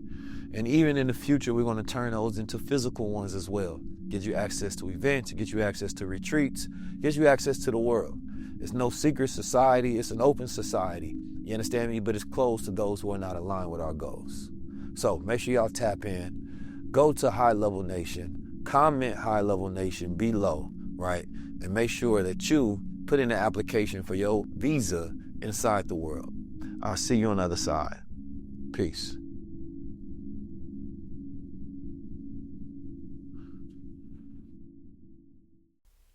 I don't think we need to create safe spaces for women. I think we need to create a safe world for women. Fair. Okay. And I say that because then it leaves the rest of the world dangerous for them. but I 100% agree with the whole entire intent of your statement. Yeah. Is the fact that we have to be more vigilant, right? And we have to be, if you will, go to war with the world that is unsafe for women. Yeah. Unsafe because we get so much more when women feel safe, when they feel good, and when they feel like they can be at their higher selves and their divine selves. We as men are rewarded. Yes. Right? And so we need to snuff out and find any space, and we need to destroy the unsafe spaces so that we create a safe world where women don't have to be in one space or the other, and in between the distance and the destination, they feel unsafe. Yeah. So I think that that's an ultimate war that we must fight, because when we're talking about creating those spaces, we're also talking about children. Yeah. Right? Like for children and women, right? Like and this is why we cannot have weak men. Right. Right? Like, and I'm not just talking about weak physically, but that's necessary too. Get yourself in the gym. You understand me? Go train. We don't need, if you're a weak man, you can't be used. Yeah. Right? Like there's a level, like if you're going to be in an army, you have to at least be able to do, preacher, or what they call it, this certain carrier, you hold the weight and you can walk, and then you can do a certain bench rep, and you can do certain squats. Like I'm going to put out a regiment where each man should at least have a minimum level. Bare minimum. Yeah. Then you have the middle, then you have the elite, right? But as men, we should be physically prepared, because that also increases our testosterone, our willfulness, our mental acuity, right? And it makes us better men, number one. Then number two, we talking about our spiritual preparedness. This is going to be a long journey for all of us. And I think that if we, number one, can hold space to give men grace to grow versus judgment. You're not here yet. You're not there yet. You're a bad man. You're a good man. We me expose you. I'm gonna expose you. Yeah. It doesn't give nobody room to grow, right? We're all in these glass houses just throwing stones, right? Instead, you have to give room to grow of men so that they can tap into their spiritual side, so they can start doing that inner work. Yeah. But when a man starts speaking on those things, if he's judged immediately, I don't even have space to grow and work. I can't do it in public. I got to do it in private, right? And then that's not enough communion with community that allows me to go through this in the first place. Where's the brotherhood? Yeah. Right? So when we start talking about this spiritual, it also has not to be performative. Be spiritual for yourself. Yeah. Align with yourself and the God self in your own silence, in your own darkness, in your own stillness, and be good when nobody is looking for nobody else. Don't try to be the guru for the world. Be the guru for yourself. Yes. Right? Be a good man to be a good man. Yeah. Not for nobody else. Yeah. Not because of women, not for the children, if you be a good man for yourself, you will be a good man for everybody else. Yeah. Then we start talking about doing financial good. Mm-hmm. What is the point of having money if you don't do good with it? Mm-hmm. Seek out good, right? Gain the money so you can be a financial warrior. Yep. I talked about my great-grandfather. Yeah. He didn't just get money to keep it for himself, right? He started a whole entire association so he can help fund ownership in this country so that we can participate in the ownership of assets, right, in this country. He didn't have to do that, but this is where his mind was. He's seen oppression. He's seen white supremacy in the systems, and he said, no, how can I exist in this system and not do something good? Right. So be a man of financial goodness. We have zakat, where it's a practice of charity, right? And it's not to force nobody to do it. It's on your own will and volition. And it's not always money. If you a man, do good because, your time is finances as well. Right. But also don't be a broke man, because broke men are broken, right? And you're broken because you don't know how your mind works. And when you know how your mind works, you start creating flow. And so capitalism, right, I don't think it's evil. I think to be a capitalist is evil in nature of saying that I am a capitalist, because that means that I am putting people before profit, or profit before people, which means you devalue people. Right. And devaluation is the devil. Right. Right. And so just by definition, I think that to be a strict capitalist only, and people make that their religion, makes you evil in a lot of ways. So from a mental, spiritual, and a physical plane, and we added financial, but that's the Trismegistus. Yeah. You understand me? You have to master the three planes, right? And you have to be willing to get rid of the old avatar, right, of who you thought you were, to shed those things and become a superior man. Right? Message to the Black Man is a good start for people to read. I even like Napoleon Hill, Outwitting the Devil by Napoleon Hill. I think is an amazing book to read. I'm not mad at Stoicism, but not for the purpose of avoiding the emotion, because obviously he wasn't a great father. He created an evil little emperor. So be careful of that man that did not deal with his child, and his child was ignored as well. Right? So where, yes, he was running the kingdom, but he also created evil from his kingdom. So it's not good enough to rule good in your time. Make sure that your wealth, right, is also the byproduct of your legacy, all right, which is creating goodness. And there's more books I'll send out there for all men to read. Book of Five Rings is good when it comes to strategy, right? Miyamoto, Musashi, right? It's just a good book when it comes to thinking as a man. We should be in great study right now. Be in great study and be in great counsel. Find men that are wise, that you can look up to, that you can learn from. Build tribes, meditate, train together. Talk about how we're going to create a safe world for women, right? We have to destroy so that we can build. But I like the fact that you brought that thought, and I appreciate that thought, but it just made me think as soon as I heard spaces. I always wonder, what is this tension I have with it? And I don't know until I have enough time to think, but it's the spaces part, because I never wanted to be in a safe space. I want to be in a brave world. You understand me? And so when we create a brave world for men, because men don't need safe spaces, they need brave spaces where you can say what you want, because brave spaces require what? Courage. And courage is the gateway to love. Exactly. And courage is where you make the shift. So I think it's a language thing, but it's also psychological, where they've done studies and showed that safe spaces don't work, because right after that space, you're in some danger. Exactly. That's fair. Man, this has been good. Is there a final message you would like to give to the world and to the audience today that is necessary during this time? Man, we talked about so much. Right? I mean, the truth of it is that there's not a time beyond us that is more important than the one we're in right now. This whole kingdom that we talk about, this whole second coming, this whole like chasing after Jesus, chasing after whatever you think you're chasing after, it lives inside of each and every one of you. And if you don't embrace this, the path that we're on is accelerating faster than we know, because time doesn't exist anymore. Not the way that we think it used to. We don't have this like long duration, and it's going to collapse itself. And my fear is that so many of us will be lost in the process. My call is that those of you that listen, that share, that send this to people that you love, and they can have the discipline to sit through 3 hours, okay? To sit through this and listen to and get to this message.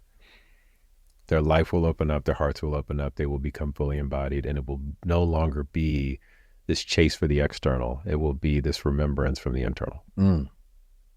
Ashe.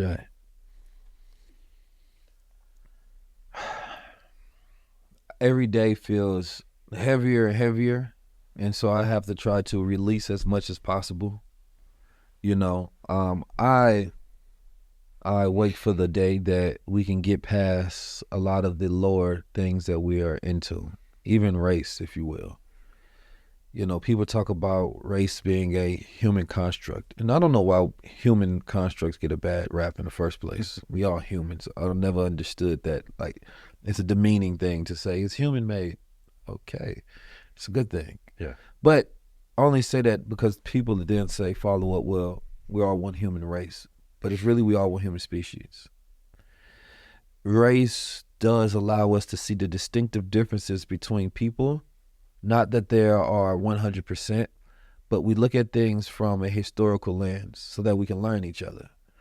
And the more that we're actually learning each other for the right reasons, the more peace that we can create on this planet. Most of the war and the problems that we have is based on our ignorance of each other. We don't understand each other's nature. We don't understand the complexities that exist, the history, the lineages, the inheritance, the heritages, right? Once we can understand that, now we know how to move. It's similar to an artist that studies color. He studies color to know which ones mix, which ones doesn't, which colors to make, right? Once you have that mastery, then you have the ability to create something beautiful because you can harmonize those colors to create art. But I believe that we currently have a world that is blinded by our differences, that does not allow us to see the beauty in each other, right? The way that we think, right? The places that we come from, the things that we create. Our disagreements are even beautiful in a way, because when I meet somebody who thinks different than me, I am not in opposition of them. I am grateful for them because they are giving me a perspective that I normally could not see. And perspective is part of the 360 view that God sees. Man sees only from his perspective. And if you're lucky enough to develop the experience in this world, you can travel into the eyes of others, to the mind of others, through books, through experience, right? Through communication, through fellowship. And this allows you to become expansive. And life is this journey of expanding your eye and perspective so that you're not stuck seeing one side. And this world likes to keep us stuck on one side or the other because they can benefit in that way. But I believe that the ultimate rising up today is thinking about how do I harmonize and how do I understand more. Facts and information rule this world. We have been fed all this information so that our brains cannot have enough time to process. And that means it keeps us infinitely distracted because we know more things that have meaning for us. There's a lot of meaningless information. I know random things that I could never use. So it's like hoarding. We're just hoarding information. But knowledge is the conversion of information into practice, right? Then the time that is required to not even need to be knowledgeable, but to seep into experience, to connect into DNA, to connect into your ways, right? It starts to become wisdom. And wisdom happens through time. Things have to be able to sit and you have to reflect in order to develop wisdom. But if we're caught into reaction, then we never get into reflection. And every day on content, something happens. Oh, this is my reaction. Reaction. There's no thinking in reaction. There's no wisdom in reaction. It is impulse. It is beast-like. It is left brain. It is not godly. God requires reflection for us to be in his image, reflecting him. So we should take time and reflect more, then do. And in that, you start to find yourself moving with wisdom. And wisdom does not war. Wisdom knows, even when it does not know. It will still make the right move, even if it doesn't have all the right information. Because you're reflecting. And then from that reflection and that wisdom, we get ultimately to a place when we get to this sphere of human intellect and consciousness and spiritual understanding, we will all have that understanding of the world. And once we have that understanding, ultimately, that's when we can possibly dream of a utopia.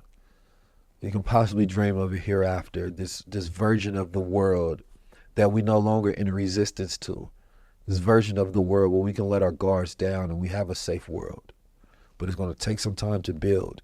So I need all the builders, the architects, the strategists, the generals, the funders. I need us to activate during this time. This is our time. The one thing that human beings have in common that is greater than any other construct that has been created is time. We're in this time together. My great-grandfather died in 1962. I so wish I could shake that man's hand, but we were not in the same time. But because of him, I inherited like 6.25% of his DNA, and that's probably, they said that he was a great thinker, but who got things done. And I remember my uncle told me that before. He said, boy, you philosophical as hell, but you get things done. And that's important. There you go. Do not be in the clouds so much that you don't touch the dirt. Because as we talk about this fire horse year, horses touch the ground and they move step by step, right? And that's important for us to understand. Where are we going? So we built Zion. My brother has programs that you can tap into as well to get to know yourself even more. And I would love for you all to sit down, develop and learn the cognitive architecture of your mind, unlearn the ways of the world, because they have turned us to a nation of workers, full label industrialized capitalism, and now we need to be a world of thinkers, because a thinking man is a free man. And High Level Conversations is all about freeing the people. I appreciate you, and I'll see you on next time with High Level Conversations. Peace. 19 keys, and this is High Level Conversation. Tap in with the God. It's 19 keys. 19 keys. The execution of knowledge is power. Teach me how to be a God. From a boy to a man, and ultimately back into your natural state of being, into a God.